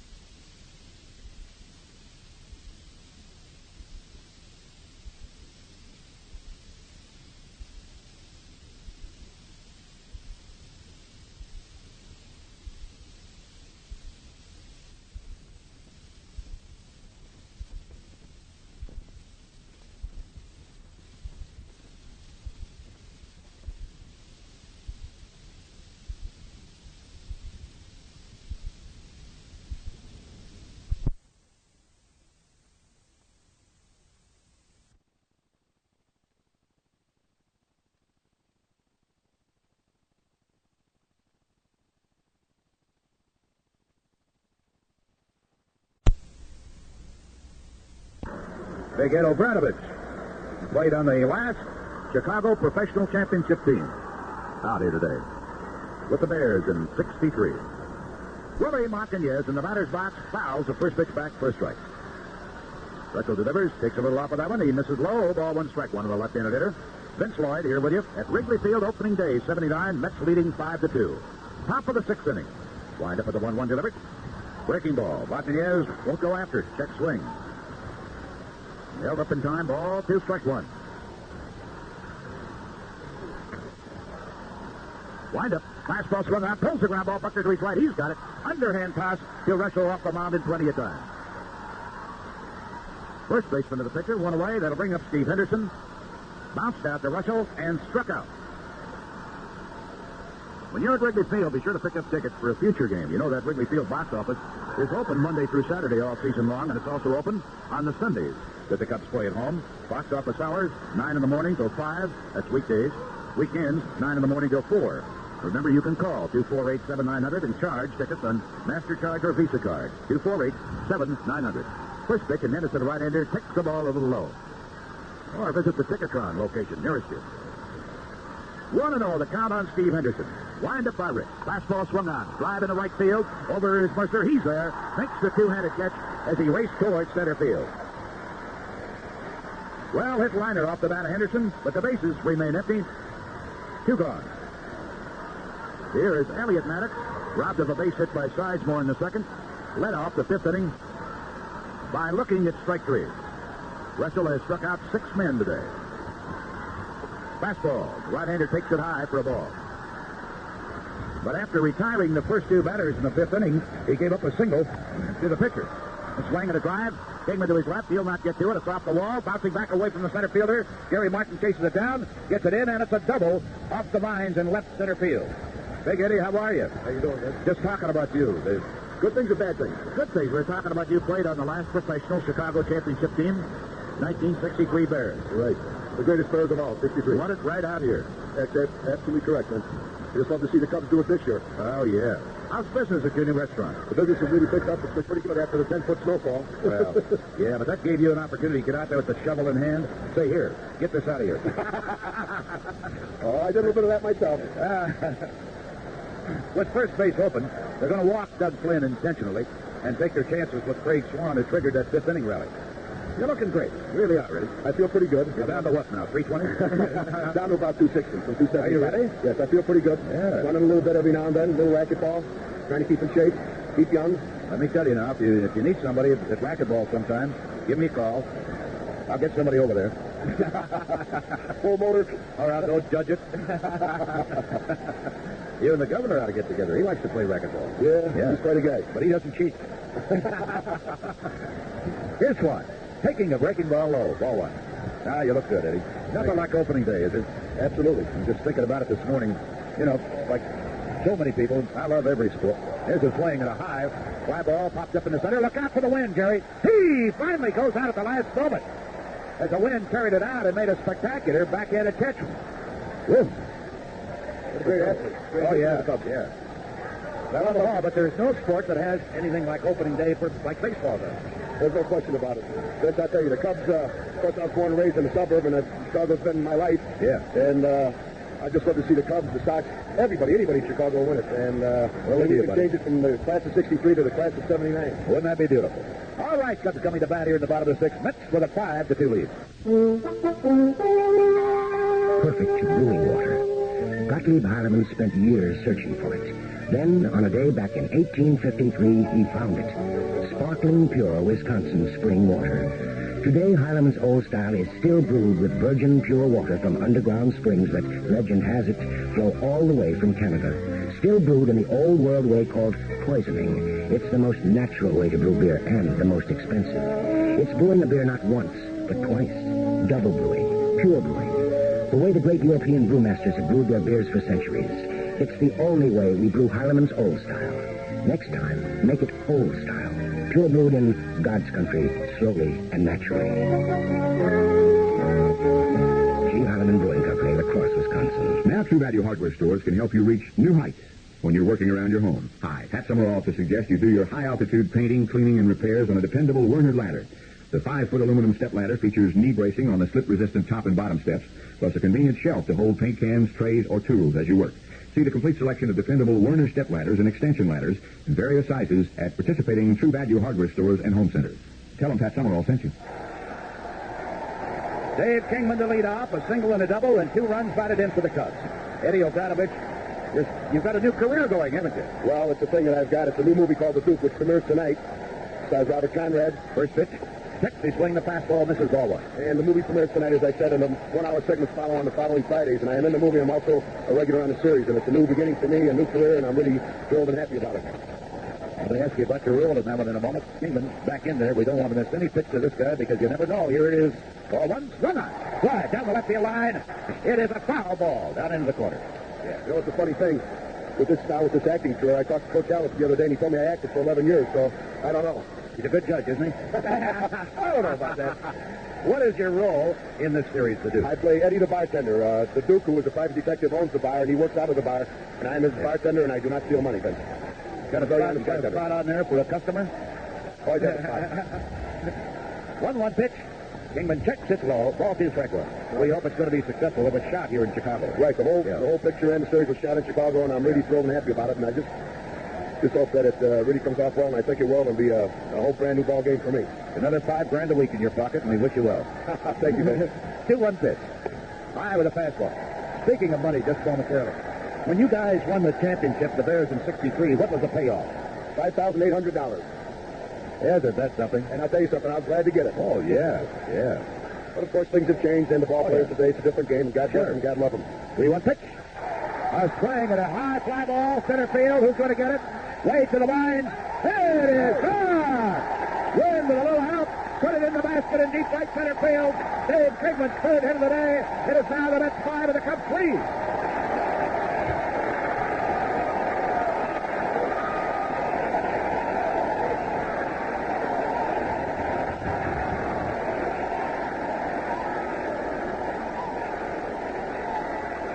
That brought the crowd to its feet. We had to wait and wait and wait. Elliot Maddox kept racing to right center field. Mazzilli, who was playing way around for Kingman, was on a long run. At the last moment, Maddox leaped under the basket. It looked like he might catch it. But we got a little help from the wind, didn't we, Elliot? Maybe that's just what the Cubs need, a shot in the arm, bring them alive, and win this game. Here's Bobby Mercer looking at the ball in the first pitch. He swings, and he foul tipped it into the middle of Johnny Stearns. Ball one, strike one. Kingman against the Mets. A single that scored a run. A double blown by the wind for a run, and now a homer. So he's batted in all three Cub runs. Watch fastball, Mercer goes after it, fouls it out of play left side. 1-2. Hey, what an exciting ball player. That's Dave Kingman. Oh, yeah. Oh, he worked hard this spring up in Arizona. He really did. And particularly just trying to get his timing down at the plate. Oh, that's terrific. I tell you something. Any great athlete will do that. And he's just shown it. He's shown it today, I'll tell you that. 1-2 pitch. Mercer swings. High fly ball, but it is not going to go out of here. Maddox over and in, and he makes the catch at the belt. And Bobby popped that one up. And more moves directed at Bobby Mercer as he cuts back across the field to go to the Cubs dugout behind third. Brings on the Bears, who doubled to lead off the second inning, and that's as far as he got. In the fourth, he led off, bouncing out to Swan, the pitcher. Well, I sure hope that series is going to be successful, Ed, really. Well, thank you, Vince. It's a lot of hard work and a lot of time and effort put into it. Of course, Robert Conrad. There's a swing and a fly ball into right field. It's going to be caught, I believe. Maddox came in, slipped, recovered, maintained his balance, and made the catch in right field. So they're two gone. What I was saying with Robert Conrad, he worked so hard, and of course, he's been a great scout for 20-some years, and it's just a pleasure to work with him and Red West and Larry Manetti. And again, I'm just, not to be redundant, but I'm thrilled about the whole thing. And don't blame you. Thank you very much, Vince. Eddie O'Bradovich. Jerry Martin going to be the batter. Fouled out and popped up so far. Juan delivers the first one to him. Swung on, ground ball to the third baseman, Hebner. He's up with it, and that retires the side. Pause for station identification. This is the WTN Chicago Cubs Baseball Network. This is WTN Radio Chicago. It's 3 o'clock.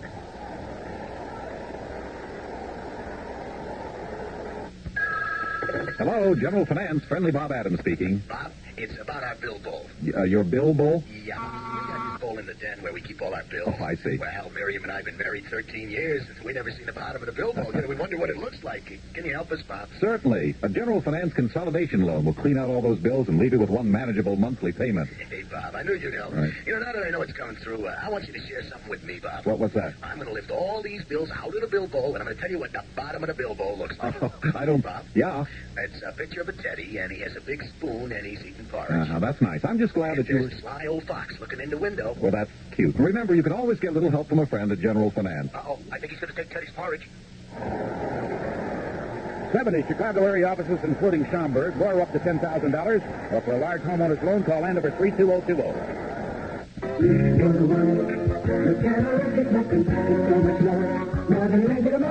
more in the middle of an egg McMuffin than an egg in the middle of a muffin. Say it again. There's more in the middle of an egg McMuffin than an egg in the middle of a muffin. No, I didn't get that.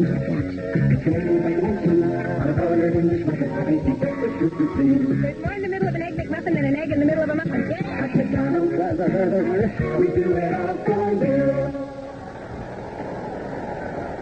We're we're going into the seventh inning. Lee Mazzilli, the leadoff man, and the first pitch to him a strike. He walked and scored in the fourth inning, or the fifth inning, rather, when they took the lead. Russell's next one to him, a ball, low and away. Ball one, strike one. Robbed of base hits his first two times up today before coaxing that walk in the fifth. He swings. Ground ball back up the middle for a base hit. And Mazzilli is on for the second straight time. When he reached into that fifth inning, there were two away, one on. Craig Swan triggered that fifth inning Mets rally with a single after the first two batters had been retired. Then Mazzilli walked, and then Kelvin Chapman, the rookie, who's stepping into the batter's box now, got his second hit of the day. Drove in Swan with it. Chapman is 2 for 3. Scored 2 runs. Throw to first to keep Mazzilli close. Mets now with 8 hits. Runner goes. Chapman takes foot, drops the ball. No play at second base, a stolen base for Mazzilli, who got a great jump that time. Pitch with the ball too low. That's the first stolen base of the year involving the Cubs. Runner in scoring position. Russell checks him. Delivers. Wants the butt, misses. Ball one, strike one. Willie Hernandez and Donnie Moore are throwing in the Cub bullpen. Inning number 7, 5-3. Mets with the lead. And a runner in scoring position with nobody out. Russell checks him, delivers.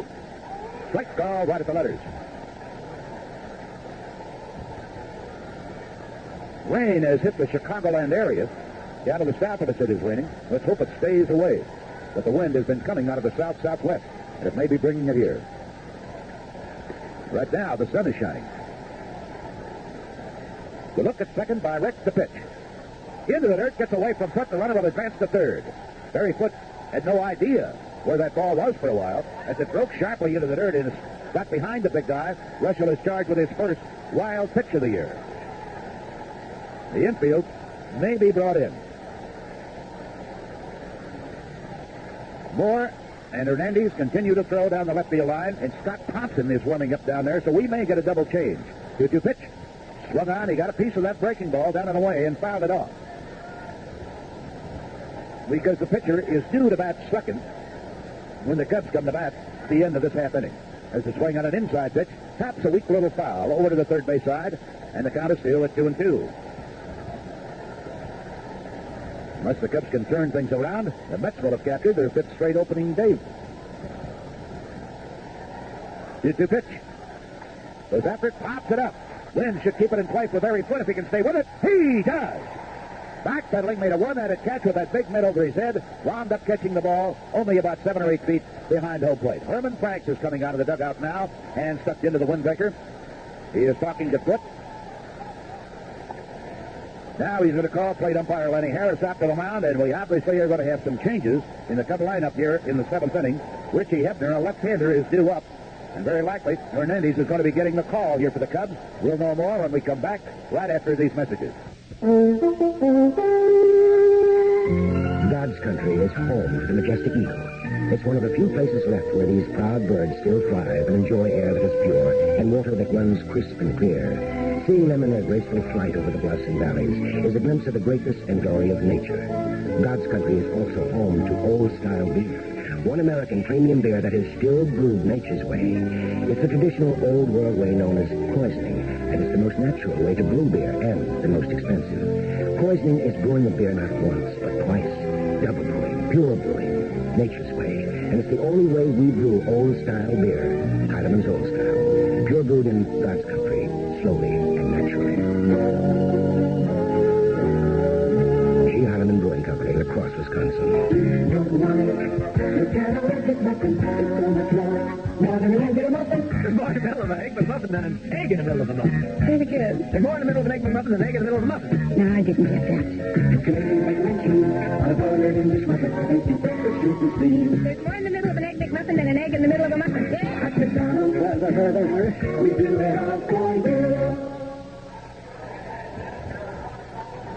The double change. Scott Thompson goes to right field. Willie Hernandez, the left-hander, warming up. First pitching change that Herman Franks has to make this year. Thompson will bat at the number 9 spot, and he will be the second Cub to come to the plate here in the 7th inning. So Hernandez will bat where Mercer was. And the crowd has been on Bobby pretty good already today. couple of times because he grounded out to the first baseman. Then he had trouble on a ball that he raced to towards center field for. Couldn't handle it. It was over his head for a double. And there were some cheers, Lou, when Mercer was taken out and Thompson ran out to replace him. Yes, I don't like that. Vince, on the first opening day game of the 79 season, I think it may hurt Bobby somewhat, although he's a veteran. He could take it. But I'd like to see him break into that hitting streak of his come Saturday. That'll be the best way to turn those cheers into cheers. Infield in and Hefner, who is 3 for 3 today, takes the ball a little bit low. He has a single, a homer, a double. He's batted in 3 runs so far today. 1-0 Didovich. Ricky almost handcuffed by a fastball up and in. Got a piece of it and fouled it over in the third base side out of play. Way back into the seats, and the count goes to 1-1 on him. Not had any reports on any other action today, except we know the Detroit Tigers-Texas game was called off. That was called off last night, as a matter of fact. Scheduled to be played today. 1-1 delivery by Woody. Fastball is high. Ball 2, strike 1. What he needs here is a pop-up or a strikeout or a ground ball hit right at one of those infielders who are pulled into the edge of the grass. This is the guy he has to get, Richie Hebner. Runner at third. 1 away, 2-1 delivery. Hebner swings and a drive in the left field. Kingman coming on. He makes a knee-high catch, stumbles, falls, drops the ball, has to go back to get it, and a run will score, and Hebner winds up at second base. On a sinking liner that he stumbles going after out there in left field, could not hold on to the ball, and he is replacing about a yard of that wet turf that he chewed up out there with his spike. So Hebner is now 4 for 4 with 4 runs batted in for the day. He now has a single, a homer, and a pair of doubles. In opposite field, line shot. Well, they got him from the Philadelphia Phillies when he became expendable after they got Pete Rose.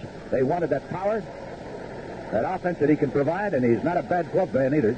And so far today, he has done even more than Joe Torre and the New York Mets front office would expect. 4 for 4. Not too bad a start for the season. They will put Johnny Stearns on intentionally, and Hernandez will now try his luck, or at least momentarily, he'll try his luck, with left-handed hitting veteran Willie Martinez. Let's have a 6-3 lead. The Cubs, at one time in the ball game, that was in the third inning, led 2-1. And the Mets tied it at a pair with a run in the fourth inning on Hebner's homer. Then they took the lead with 3 more in the fifth. Cubs got one of those back on Kingman's shot that barely went into the basket.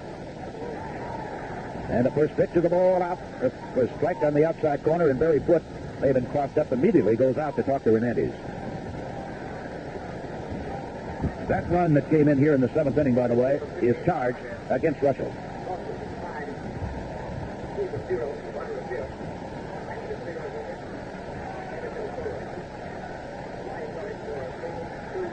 Now we're ready. Here's the first and second. Big swing by Martinez. Gets under it, fouls it back out of play.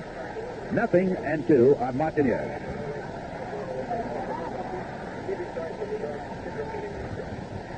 They have 9 hits for the day. The Cubs have 7. And 4 of their 9 off the bat of Hefner, who's the runner at second base. Andy Sexton delivers. Martinez throws his bat at that ball. Pop up, look out. There could be trouble in the shallow left center field. It's in there for a base hit. And the bases are going to be loaded. 3 men. Center fielder Martin, left fielder Kingman, and the shortstop DeJesus. All frantically chasing that little pop-up off the bat of Willie Martinez, who appeared to be fooled by the pitch. Threw his bat at it. And he got it out of the reach of all 3. Well, Hebner is now over at third base. Johnny Stearns is on at second. Hernandez will have the rest of the day off. Donnie Moore and Ray Burris are throwing in the Cub bullpen, and Herman Franks, I believe, is going to go to Donnie Moore. He is. So while Moore makes the walk in with the bases loaded, 1 out, the score 6-3 favor the Mets. Let's take time out for these messages. A low price on something you don't need is no bargain. But a low price on a useful quality product is, like True Value Hardware Store's April Bargain of the Month. Hi, Pat Summerall to tell you they're offering 25 extra-strength 30-gallon trash bags for just $2.77. And because now is spring cleaning time, you'll find many ways to use them. The 2-mil-thick bags can hold up to 60 pounds each, so they're strong enough for many jobs, like cleaning out the attic and basement and disposing of trash. And because these bags are just $2.77 for a box of 25, True Value Hardware Store suggests you use them to neatly dispose of yard clippings or store out-of-season items. Get 25 extra-strength 30-gallon trash bags for just $2.77 as the April Bargain of the Month while supplies last at participating True Value Hardware stores. And save gas. You won't have to drive far for your shopping and gift-giving needs. If you're looking for value, service, and selections, you'll find them nearby at any one of the more than 5,000 True Value hardware stores and home centers located nationwide. God's country is home to the majestic eagle, one of the few places left where this proud bird still thrives and enjoys air that is pure and water that runs crisp and clear. God's country is also home to Old Style, one American premium beer that is still fully poisoned, the most natural way to brew beer and the most expensive. Highland's Old Style, pure brewed in God's country, slowly and naturally. G. Hardeman Brewing Company, La Crosse, Wisconsin.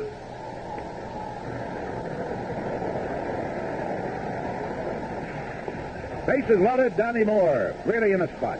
Fires to Steve Henderson, a fastball that misses ball one. Henderson, no luck against Russell in 3 trips. Bases jammed. Wind up the pitch. Little bit low with a fastball, 2-0. And Henderson showed you a good eye against him. What a spot for the Cubs' first double play of the year. So Donnie in the hole. Gets his side, right-hander winds.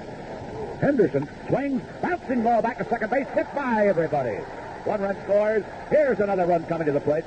On 2-0, Henderson hit one that really was magical in its location.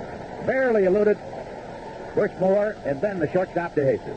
Boy, he took a big cut at it. Ball skipped just behind the bag at second. So he's batted in a pair of runs. He's the guy that last year drove in 18 against the Cubs. 8-3, New York leading. Martinez now over at third as Hebner and Stern scored on that one. Fastball swung on it, fouled back out of play off the bat of Elliott Maddox. Those 2 runs are charged against Hernandez. He is also responsible for Martinez. Runners at first and third. Double play situation still exists. Nerve. Ball 1, strike 1. Donnie from the stretch fires. Maddox a swing and a miss. He did not have a good cut at that one. Could not hold up in time, 1-2. Moore was the workhorse of the Cub bullpen last year in total appearances for the season. Worked on a changeup this spring. 1-2 pitch by Donnie. Fastball a little high. Right up in Elliott Maddox's eyes. It's 2-2. Martinez running at third. Steve Henderson at first base. Mets leading 8-3. Lob toss to Buckner at first. Henderson crawling back. And a count of the hitter, ball 2, strike 2. Moore fires. Swing and a drive center field. On the run is Martin, but he can't get to it in time, but it's in there for a hit. They have runners at first and third. Their 4th run of the inning scores. It is now 9-3 New York. Elliott Maddox with his 2nd straight hit of the ball game. Drives in his first run. I'm going to tell you, Lou, I didn't think Martin was going to get to that ball that quickly. No, the ball was sinking and slicing away from him. You mentioned Moore with his pitches, and he hasn't thrown that let up Not yet. Doug Flynn, the shortstop, 8th man in Torrey's batting order, steps in and he takes the strike. Henderson at third, Elliott Maddox at first base. 9. He's going to bunt on the squeeze. Gets to the first base side of the mound. Now it is thrown to the plate and put. Cannot tag him in time. The suicide squeeze executed here in the 7th inning. Brings across the 5th run of the inning and now makes it 10-3. Let me tell you, that was a perfectly executed surprise maneuver, Lou. Yes, indeed. And it was another run, of course, for the Mets. And Moore, charging that ball off the mound, also had Buckner there. And the plate umpire, in my opinion, made the correct call. It just meant that Henderson just beat the tag by Barry Flynn.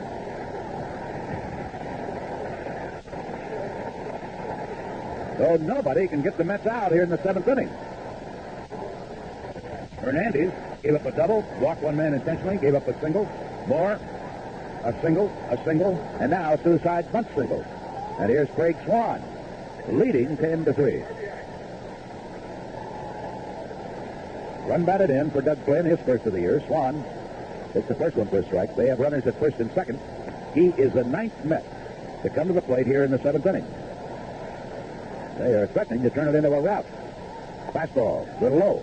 Ball 1, strike 1. We had a tight ball game when Craig Swan stepped into the batter's box against Rick Russell in the 5th inning. Rick had retired the first 2 batters easily on a strikeout and a 1-hopper back to the mound. And then, of all things, he ran the count full, and Craig Swan then singled. Before we got the third out, they had scored 3 runs to take the lead. There's a throw high, short a second, runner going to third. DeJesus throws back to Olivares. He is out. Olivares faces the other runner. We got a double play. There's a wild one for you. The pitch was high. Barry Foote fired to DeJesus, who ran down Elliot Maddox. Didn't run him down. He threw it to Olivares, who got him. Then Olivares threw back, and they ran down Doug Flynn. That's about as wild an ending to an inning as you can have, Lou. The Mets are complaining. They thought that Sizemore interfered with the base runner at first base, Flynn, as he was going into second base. That's their argument, but they will not win it, of course. They give up the argument now. 5 runs come across in the inning. And the Cubs will come to bat in the bottom of the 7th with the Mets leading now 10-3. If you're confused about which motor oil to use in your car, here's some straight talk about oil can labels from Amoco. By the quart or by the case. It's easy to select the right motor oil with Amoco's new labels. Look on the back of the Amoco LDO can, the original long-distance oil. Or check Amoco's MV and Amoco's Primolude oil can. You'll find exactly what you want to know. No technical jargon, no long-winded sell. Look for the oil can labels with the Amoco name on them for proven quality and straight talk. An energy message from Amoco Oil Company. Everyone's talking about energy these days. It should be a reminder to think energy conservation as you drive, so there'll be more fuel for everyone. The people who make Amoco gasoline ask you to remember this. Good driving habits can squeeze extra mileage out of every gallon of Amoco gasoline. That'll keep you going a bit longer and America's energy going a bit further. And that's good going. Thanks from Amoco Oil Company. Hi, I'm Jim Moore, and I'm talking with Frida Fur. Frida, what kind of fur are you? Mink, Jim. Any plans for the summer, Frida? You mean the Marcus Fur Storage? Really? Mm-hmm. They do cleaning and glazing. There's plenty of breathing room. A cool 40-degree temperature. Is that important, Frida? Important, Jim. Fine furs need a cool environment through the summer. Otherwise, we wilt, lose our bodies. Oh, that's terrible. I know. So I'm spending my summer at Neiman Marcus Fur Storage. Would you like to spend your summer in a hot closet? No. I didn't think so. Neiman Marcus, Northbrook Court. Well, we've got a weird one here. The Mets did not take the field. While you were listening, I hope, to that commercial. Instead, what the umpires have now done is to reverse their decision on what would have been the inning-ending double play. They apparently have ruled that Sizemore did interfere with Doug Flynn. And he is now at second base with 2 outs and a count on Craig Swan, a ball, 1 strike 2, and that is really weird. Yes, it is. Maddox was kicked off second base, and they allow that play to go through because DeJesus throw down Olivares caught the runner going into third, but in some way or fashion, Sizemore interfered with Flynn, and you can see Sizemore talking to the first base umpire. Yep. The first base umpire did not make the call No, he did not. until he was appealed to by the Mets.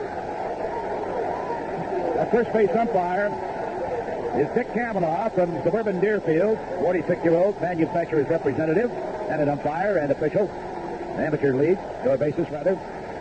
The Cubs had left the field, but the Mets did not take the field. After a long delay, that was the result. Now 2-1 pitch. And Swan looks at a strike from Donnie Moore. So they just ruled now that Elliot Maddox was caught stealing. Not an inning-ending double play, as everybody thought.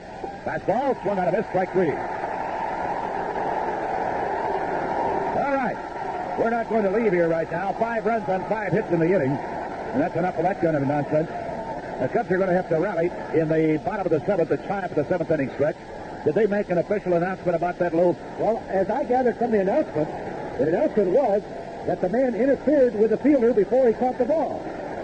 But I can't understand that ruling because it was a throw from the catcher to the shortstop to the third baseman. Yeah. That's where the collision was. Sizemore didn't even touch the ball.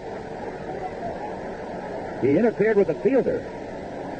Is that what they said? I'm going to go over and check it out. Right. Here. Wow. And this is only opening day, my friends. Their feet for the stretch. Come on.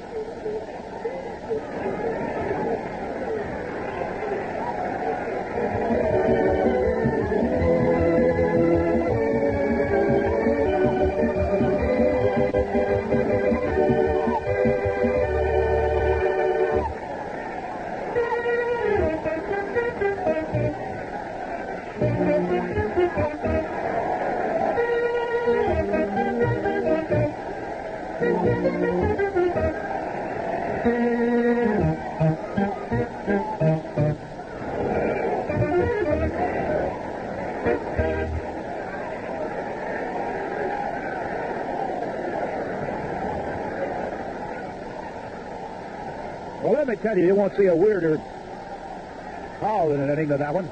Now let's see if the Cubs can go to work. Barry Foote in there. Fouls that pitch back out of play. Come on, Barry. He has struck out and popped up in his debut with the Cubs.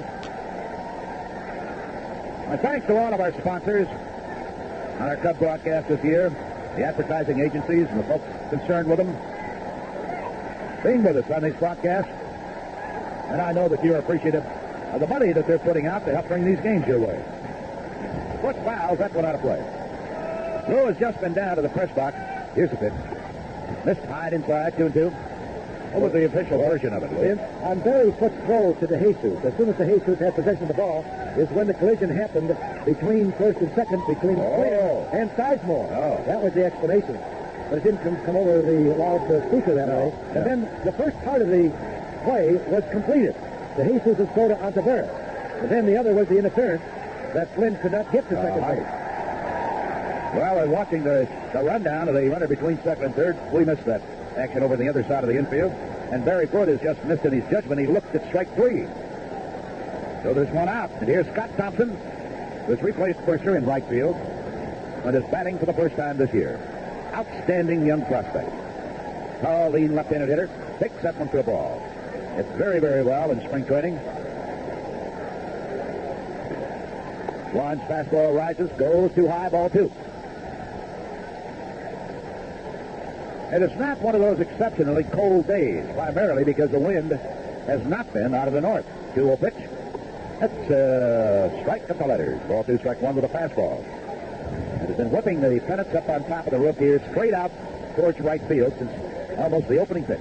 Goes after that fastball, and Scotty fouls it out of play. Let's pause a moment here for station identification. This is the WGN Chicago Cubs Baseball Network. This is WGN Radio, Chicago.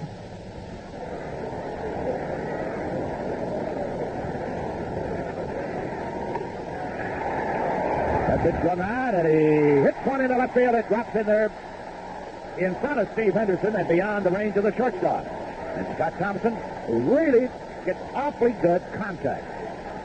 Dumps a single into left field. Hitting in the ninth spot of the batting order, so with one out, Ivan DeJesus steps in. That for the Cubs, their 8th hit of the day. 3 of them off the bat of Dave Kingman. DeJesus has won a double in the first inning. He eventually scored the tying run at that time. Takes that one for a strike. Vince Lloyd, Lou Boudreau, here with you at Wrigley Field, opening day. Mets with a 10-2 lead. 10-3 lead, I'm sorry. Not even sure it's a lead. And Ivan takes that fastball for a strike. The Swan staying strong out in front of him. Mets with a dozen hits. The Cubs with 8. 0-2 delivery on its way. Goes after it with a half swing, and it's a little fly ball down the right field line. It is foul and out of play. It's not a foul ball, but look where the kid is, at third base. Yeah, and I like that because you can't take anything for granted today with that wind. And he didn't. He was going all the way around the third base. I'm kind of surprised that Ivan didn't start down the line. That's right. He just assumed that it was going to stay foul. Fortunately, it did. Well, fortunately for Ivan. Here's the pitch to it. Swung on, ground ball, left side, base hit. Put Hefner and Doug Flynn, the third baseman and the shortstop, on it. Bouncing single. Runners at first and second. Sizemore, who has 2 singles to batter. One of them he got as a result of the wind. He hit what appeared to be a foul ball, and the wind carried it back into fair territory over at third base.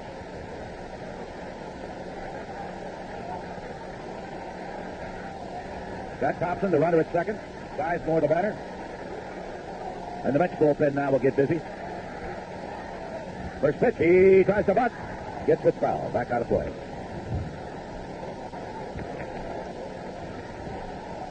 Craig Swan beginning to show signs of weariness out there.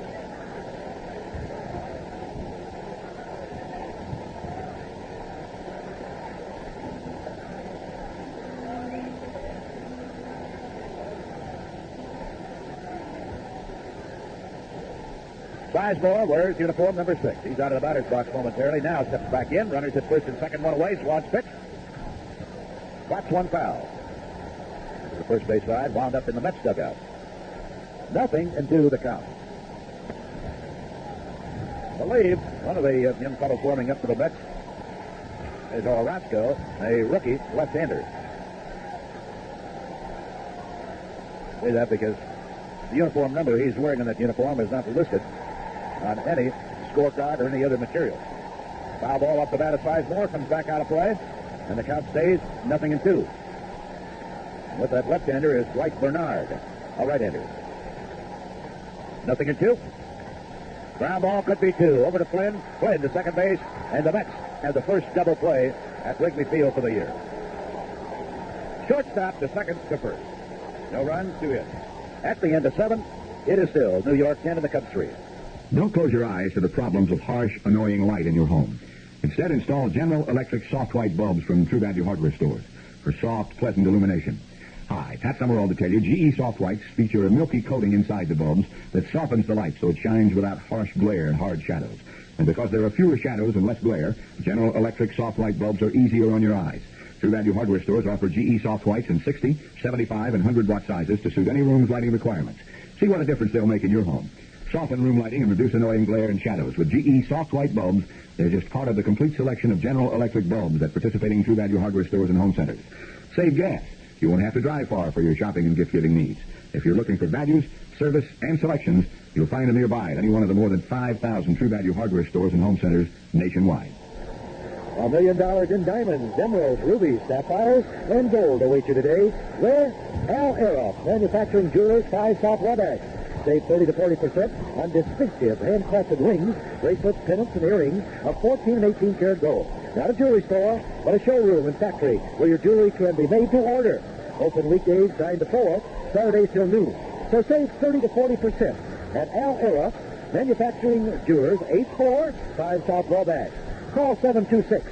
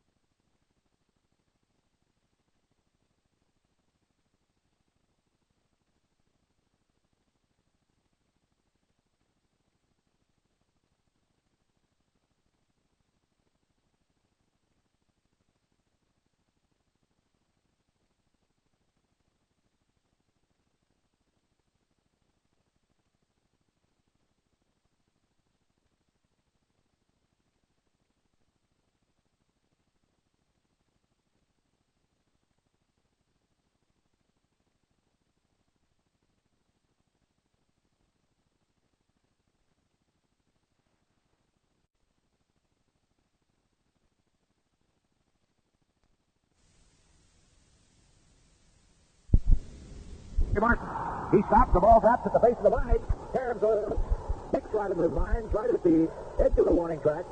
And Matt Shirley opens up the 8th inning with a double.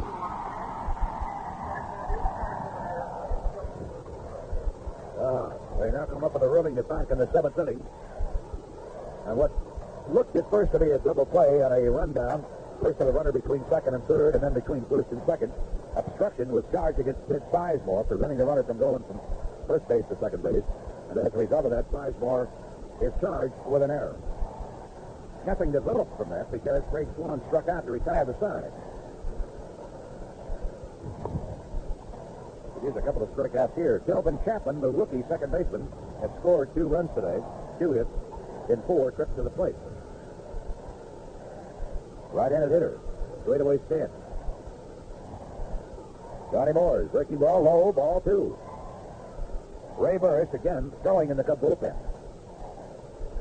Matt Silly has scored 2 runs today, and he's in scoring position right now. That's with 13 hits for the day. Fastball, high and tight, ball 3. We got 8 off Rick Russell and 6 in the 3rd inning. He struck out 6. Walked 2. Uncaught the wild pitch and charged with 6 runs. Hernandez. That's nobody out. Faced 3 batters. Give up 2 hits, an intentional walk. All 3 of the men who reached on Willie scored. There's a strike. 3-1 now. Donnie Moore has worked 2/3 of an inning so far. In a bit of a jam. 3-1 pitch. Fastball in on him. And Chapman got a piece of it. Fouled. It's back out of play. It's 3-2. Kelvin Chapman. He is an excellent glove man. Makes the double plays beautifully. 3-2 pitch. Swung on, ground ball. To the right goes to Jesus. Makes the pickup, the peg into the dirt. Picked up beautifully by Buckner. On the play, deep in the hole, went to Jesus. And over to third base went Matsili. Now with 1 out, they got a man over there.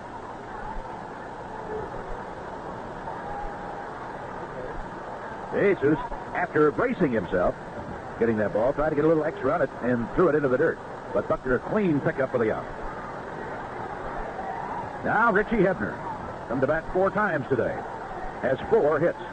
Gets under that one, pops it foul. Oliveris near the back of third has a play, standing right in the bag. He grabbed it. And with him was Matsili standing on the bag. Thank heaven we got Hebner out for the first time today. With a couple of doubles, a homer, and a single, it's driven in 4 runs. Now Johnny Stearns, drove in a run with a sacrifice fly in the 1st inning. Struck out twice, was walked and scored. Goes after that one, fouls it back. Moore keeping the pitch up and in on Stearns, a right-handed hitter. Catcher that the San Francisco Giants tried to pry loose. The Mets said, He's one of the best in the league.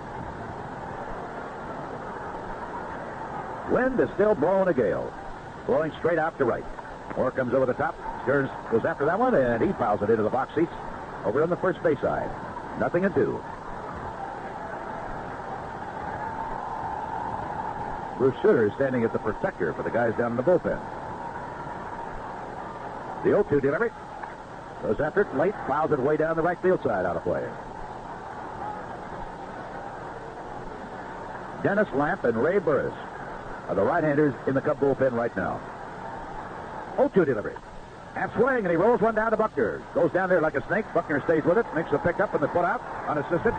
So Matsili, who led off with a double, was left stranded, and the Cubs come to bat in the bottom of the 8th inning. It's still the Mets 10, the Cubs 3. This weekend, come to McDonald's. Good morning. My daughter has tap dancing lessons at 10:30. What would you like, Felicia, dear? I'm not teasing. I'm not muffin. I would like an egg McMuffin.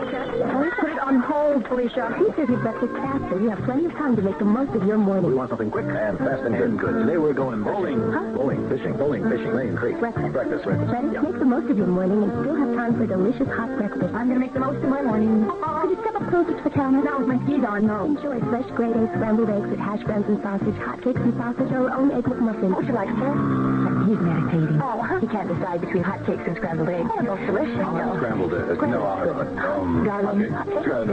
Darling. Darling. My cash register's vibrating. We do it all for you. Thank you, everybody. Make the most of your morning. Listen, people, of what's here to find a new career. You'll get a real head start to exciting new job opportunities in the manufacturing, secretarial, and clerical fields with this Sunday's big expanded Sun Times Job Mart. Don't miss it. There's a real future in it. Free your dreams and get your start with the Sun Times Job Mart.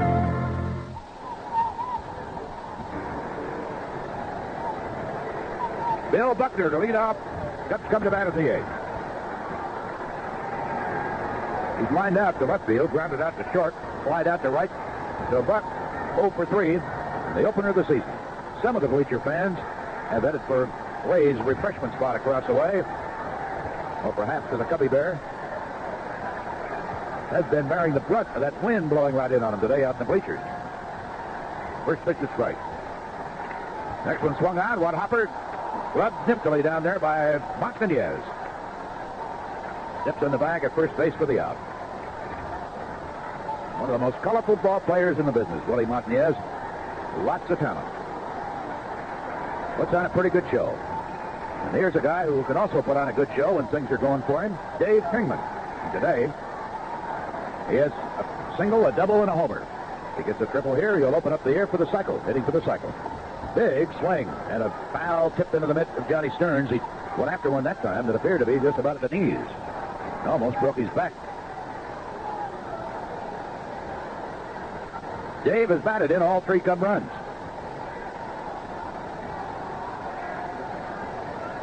Swan into the windup, and Dave picks it high. Ball 1, strike 1. Cubs left 1 man out in the first, 1 in the second, 1 in the third. Went down in order in the 4th inning. Left a man out in the 5th. Nobody on in the 6th inning when Kingman led off with a homer. The next 3 guys went out easily. And they left a man out in the 7th. There's a strike. Ball 1, strike 2, and the crowd boos that call. 1 out, nobody on. Mets really threatening to spoil the home opener for the Cubs. 1-2 delivery. Tapped a little foul as Swan changed on him. Swan had the best earned run average in the National League last year. But boy, he went a long, long time after shutting out the Cubs on 5 hits before he got another win. Larry Bittner in the on-deck circle. He'll bat for the pitcher. Wind up, 1-2 delivery to Dave. Swung on. And a ground ball down to Hefner, deep at third, straightens up, pegs to Montañez for the out. So here will be Larry Bittner, whose base hit last year won the opener. There's no chance to do it in this time at bat. He might keep the 8th inning alive, however.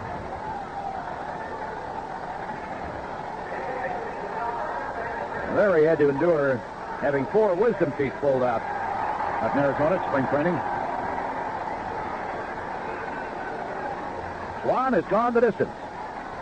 The Mets have racked 3 Cub pitchers so far. First delivery, the left-hander gets under it, fouls it straight back, out of play.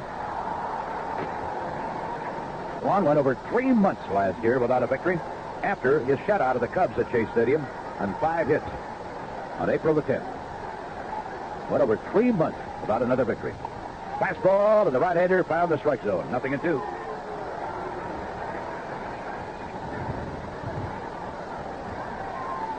With his only shutout of the year. There's a swing and a bouncing ball. Montañez backs up, loves it to his right, whirls around, throws to Swan. Cubs go down meekly in the 8th. At the end of 8 innings of play, still the Mets 10, the Cubs 3. In God's country, we value tradition. You see it everywhere, especially in our beer. Highland's Old Style is one American premium beer that is still brewed the traditional Old World way, the way the great European beers have been brewed for centuries. Generations of brewmasters have passed down this brewing art that, to this day, is called poisoning. It's double brewing, pure brewing, and it's the most natural way to brew beer and the most expensive. Right now, millions of gallons of Old Style are quietly resting in our poisoning cellars, aging ever so slowly, the traditional way, the Old World way. No artificial carbonation, no modern shortcuts, just nature and time and skill. Highland's Old Style, pure brewed in God's country, slowly and naturally. Brewing Company, La Crosse, Wisconsin. You know, Vince, I could have told you the score before this game began. Ah, that's impossible, though. Oh, no. Because before the game, the score was 0-0. Oh, swell. Fell into that one. All right, now tell us the score in Old Cutlass. Cutlass? Well, it's America's favorite mid-sized car because it's not just one car. The Old Cutlass is different cars for different people. So you can raise a little ruckus with a brand new Cutlass any number of ways. That's right. So, friends, stop in at your Chicagoland Oldsmobile dealer today. Yeah, tell them Vincent Lou sent you. Won't cost you anymore. Well, not a very happy start, but how many times over the years have we seen the Cubs open up with a victory, or maybe 2 or 3 in a row, and then before very long have the balloon burst? It's always nice, of course, to get off on the right foot with a victory, and especially when you open at home. Dennis Lamp, the new pitcher, Montañez swings, ground ball, Sizemore to his right, pins up with it. Here's the peg, and he's got him. A nice play.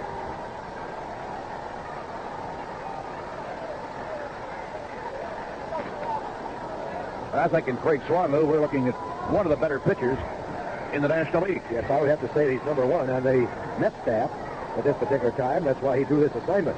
He's had a very good spring outing. Oh, yeah. And so is the Cubs, but as you say, this is just one ball game. We weren't planning on winning them all anyhow. Got all 162. I thought about it. Well, we could think about it. No doubt about that.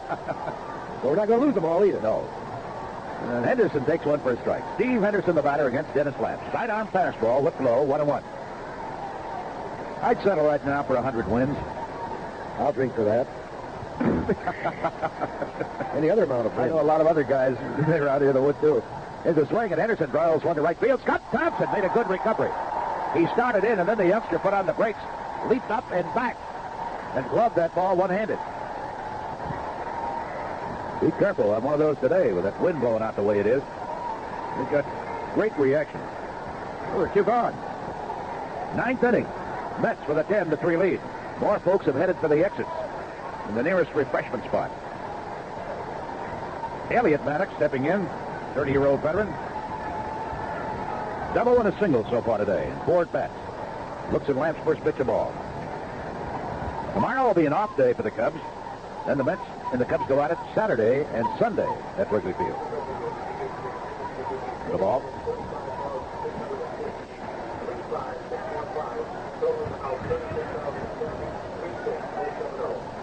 The pitch swung on and fouled back out of play. Ball 2, strike 1. Crowd is much smaller than last year's. The paid attendance just announced. Now, we've got fewer people here in attendance today than tickets were sold, because this game was completely sold out. The paid attendance, 35,615, and a little over 36,000 total in the house. And there is ball 4. Ninth inning stays alive for the Mets with Maddox coaxing a walk. Last year we had something like 45,000. That did not include the people we had in the booth.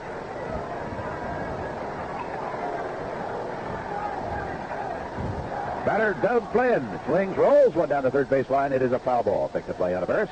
Strike 1 count. But they've sold out the ballpark in advance this year for the first time.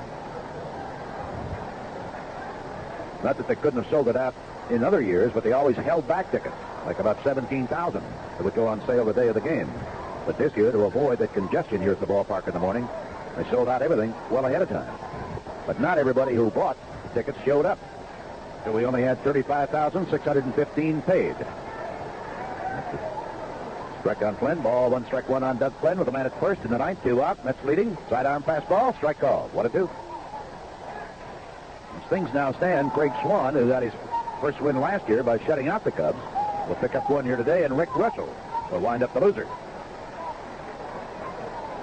1-2, the count with 2 out. One on, rolls one out front of the plate. Barry Foote out there, picks it up, fires down to first to Buckner. The Mets are retired in the ninth inning, and the Cubs come to bat. New York, 13. The Cubs, New York, 10. The Cubs, 3. Hello, General Finance. Friendly Bob Adams speaking. Bob, should the garage door go up when I use the electric can opener? What? Or the toast pop up whenever I vacuum? Who's this? Lillian Kappelmeyer here, Bob. Remember you gave Mary, my husband, a loan for electronics school? Oh, yes, Lillian. How's it? Should my electric toothbrush brush every time the door buzzer buzzes? Does it? Only if the sump pump's running. Boy, your husband's really a whiz. All he has to do is change a light bulb. And now? Wait a minute, Bob. I have to preheat the oven. Oh, cooking dinner, huh? No.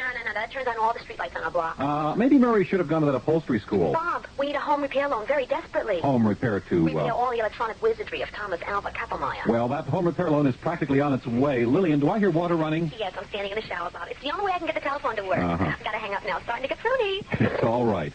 You can always get a little help from a friend at General Finance. 70 Chicago area offices, including Tinley Park. Follow up to $10,000, or for a large homeowner's loan, call Andover 32020.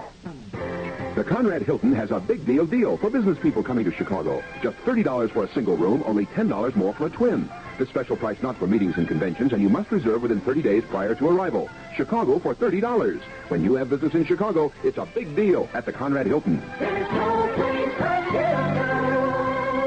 For reservations and more information, call your local Hilton Reservation Service or your travel agent.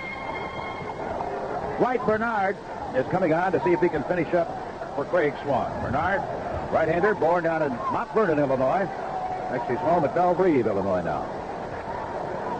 Fires the first pitch in the bottom of the ninth. Olivares takes it, ball 1-2 low. Bearded fellow wears glasses. Fastball, it's low. But most of last year at Tidewater in the Mets farm system, where he was 5-3 with a great earned run average. Delivers a strike right at the letters, 2-1. With the Mets in 30 games last year, Bernard was 1-4. got just about 95 days in the majors. 2-1 delivery. Swung on, ground ball, right side of the mound, picked up by Bernard. Throws to Martinez for the out. One away in the ninth inning.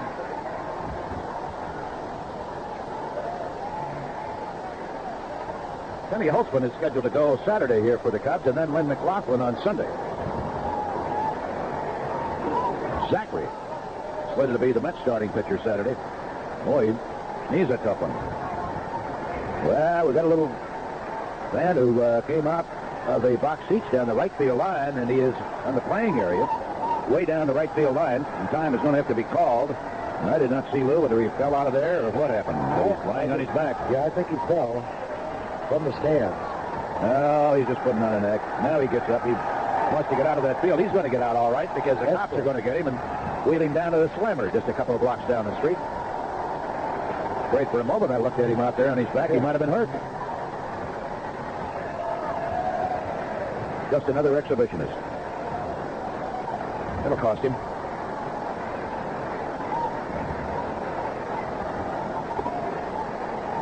Well, I tell you, we got a full larder up here in the grocery department. Friends at Patricka's on Western.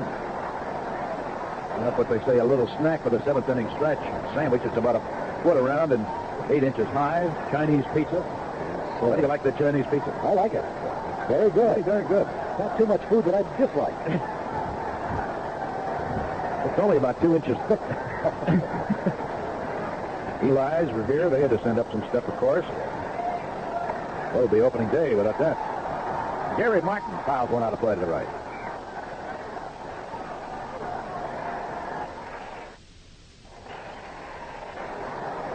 Well, let's see. Newcomers, Ted Sizemore today has a couple of singles. Scored a run. Gary Martin so far 0 for 3. Barry Foote so far is 0 for 3. And a fastball high and tight to Jerry. Fouled out to the catcher, popped up to third, and rounded out to third. Bernard fires a fastball that's high, 2-1. The Mets have 13 hits and 10 runs. We had a 1-1 ball game, then the Cubs had a 2-1 lead. There's a swing and a high fly ball down the right field corner. Long run by Maddox. He will not get there. It bounces right in front of the wall down the right field corner. And Gary Martin, with one out of the ninth inning, has doubled to the opposite side. Even to the strong wind blowing, it couldn't get it out of here. So that's Gary's first hit for the Cubs. An opposite field double.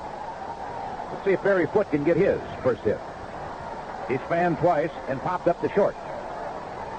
Scott Thompson due up next with one away. Made a big rally. Like 7 runs to tie. Bernard looks at second. Right-hander's pitch. Swung on and fouled. He looks like he's got a sinker there, Lou. Yes, a very good sinker.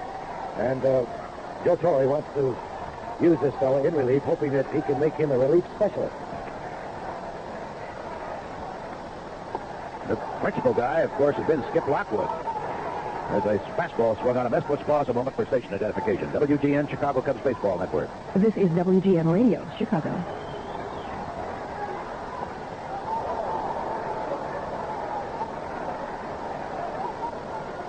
Barry took a fastball a little high. Ball 1, strike 2. Runner at second, 1 out. 1-2 pitch. Swung on. Jammed him with a fastball at the letters. He got a bit of it and fouled it straight back into the screen. Still 1-2. Vince Lloyd and Lou Boudreau reporting. Opening day at Wrigley Field. 1-2 pitch. Strike 3 called. Fastball over the outside corner. Not a very good debut at the plate for Barry Foote. Ran 3 times and popped up to short. So with 2 gone, final hope of the Cubs rests on the shoulders of the young potential star, Scott Thompson. Getting in the 9th spot, came on to play right field in the 7th inning. Singled into left field his only time up today. 10-3 score. Well, the Mets have the 10. Here's the pitch. Swung on, base hit, dropping into center field. Here comes the Cubs' 4th run of the day. Jerry Martin to the plate. They can see that one. Scott Thompson is 2 for 2 with an RBI. And his fans are going to be clamoring, Lou, for him to be in that starting lineup. Let me tell you, he's done everything that Herman has asked him to do. Got a great spring, and it's continuing on here. He makes contact, and it seems that every hit that gets off his bat, line drives. Yep. Got a beautiful stroke. He really has. Johnny Stearns has gone out. Give his pitcher a little pat on the fanny. But come on now, we only need one more out. We can get back downtown and have a good dinner. Let's go get it. DeJesus stepping in. Got a double to lead off the first inning and scored. Single in the seventh. He swings, drive into center field, base hit. Over to cut it off is Matilli. Here's Thompson going to third. On Ivan DeJesus, third hit of the day. Never know. Just keep it going, boys. No single here, single there, and a long ball. Yep. While a lot of the fans have headed for a warm spot and a refreshment or two, about 20,000 or more are still here, and they see Rube Walker, the pitching coach, walk out to the mound. He's going to get a right-hander. I guess that's Lockwood out there, his veteran reliever, starting to throw. They say that Lockwood is the best educated pitcher in baseball. Been to something like 7 different colleges and universities with a bachelor's degree, and he's now working on a master's. Joe Torre just like him to work on pitching. Coach Walker in the dugout. Runners at first and third. Here's Sizemore, the hitter. Picks the first pitch, high fastball, ball one. Sizemore, infield single in the third. Single in the fifth is 2 for 4. Grounded into a double play that killed the 7th inning. 1-0 delivery to Ted. He takes it. It's a strike at the knees. Ball one, strike one. Mets now with a dozen hits for the day. 3 in the 9th inning off Dwight Bernard. He delivers in a swing and a foul. Ball one, strike 2. Young man from Mount Vernon, Illinois. Bull Beard. No baseball tomorrow at Wrigley Field. The Mets and the Cubs scheduled to go at it Saturday and Sunday, and that will close out this first homestand of the year. We'll be at St. Louis for a pair next week, and then up at Montreal on the weekend and a week from Monday before getting back home.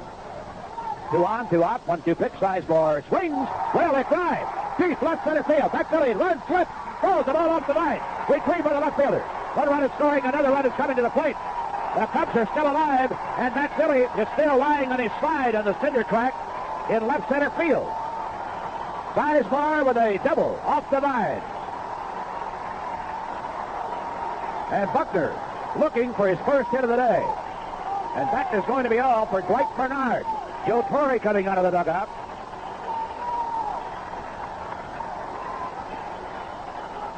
Three runs have scored here in the 9th inning. It is now the New York Mets 10 and the Chicago Cubs 6. Still 2 gone.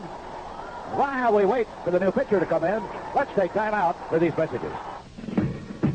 The Gallup and the Bulls, we make car buying a pleasure again.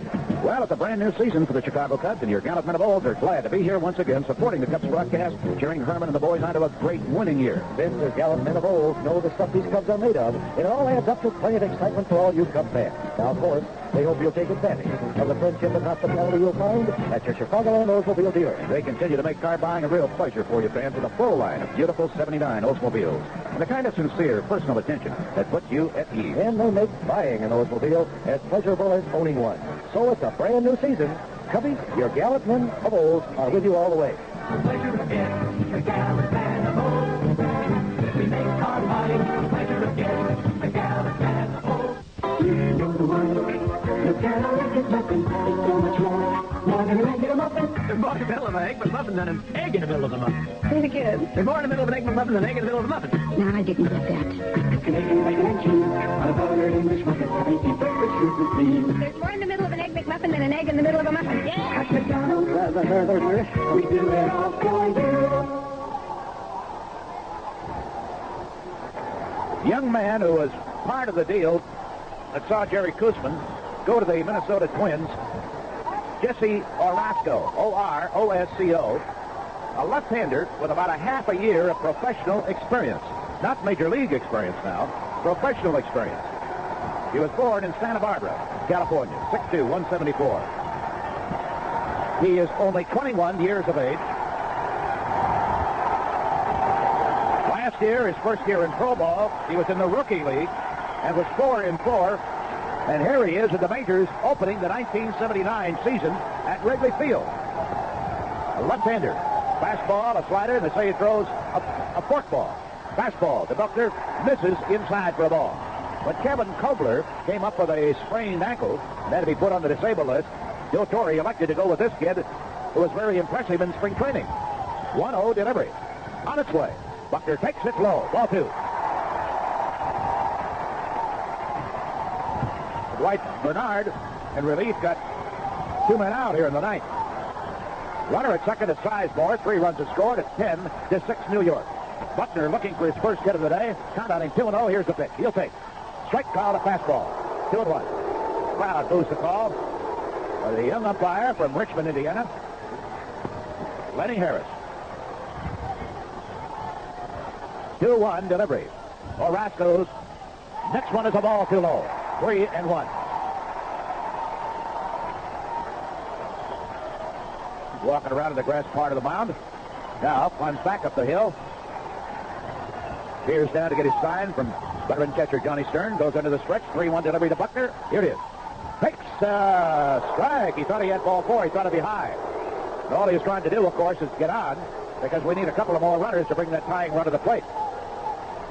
Now you'll have to guard the plate with a count of 3-2 and 2 out of the ninth. And Orozco is ready. Here's the rookie. Kicking, delivering, and Buckner swings and bounces one foul in front of the low fence, the dugout on the first base side. Well, that's got to be some feeling for this kid, Lou. Yes, it is. Tremendous debut. I don't care what the score is. Yeah. Rookie league. His only experience in professional ball. 3-2 pitch with 2 out of the ninth. He is ready. Here it is. Buckner swings. High fly ball. Deep right field. It's going to stay in the park, I believe. It does. Elliott Maddox makes the catch. The ball game is over, and the Mets have held on for a win.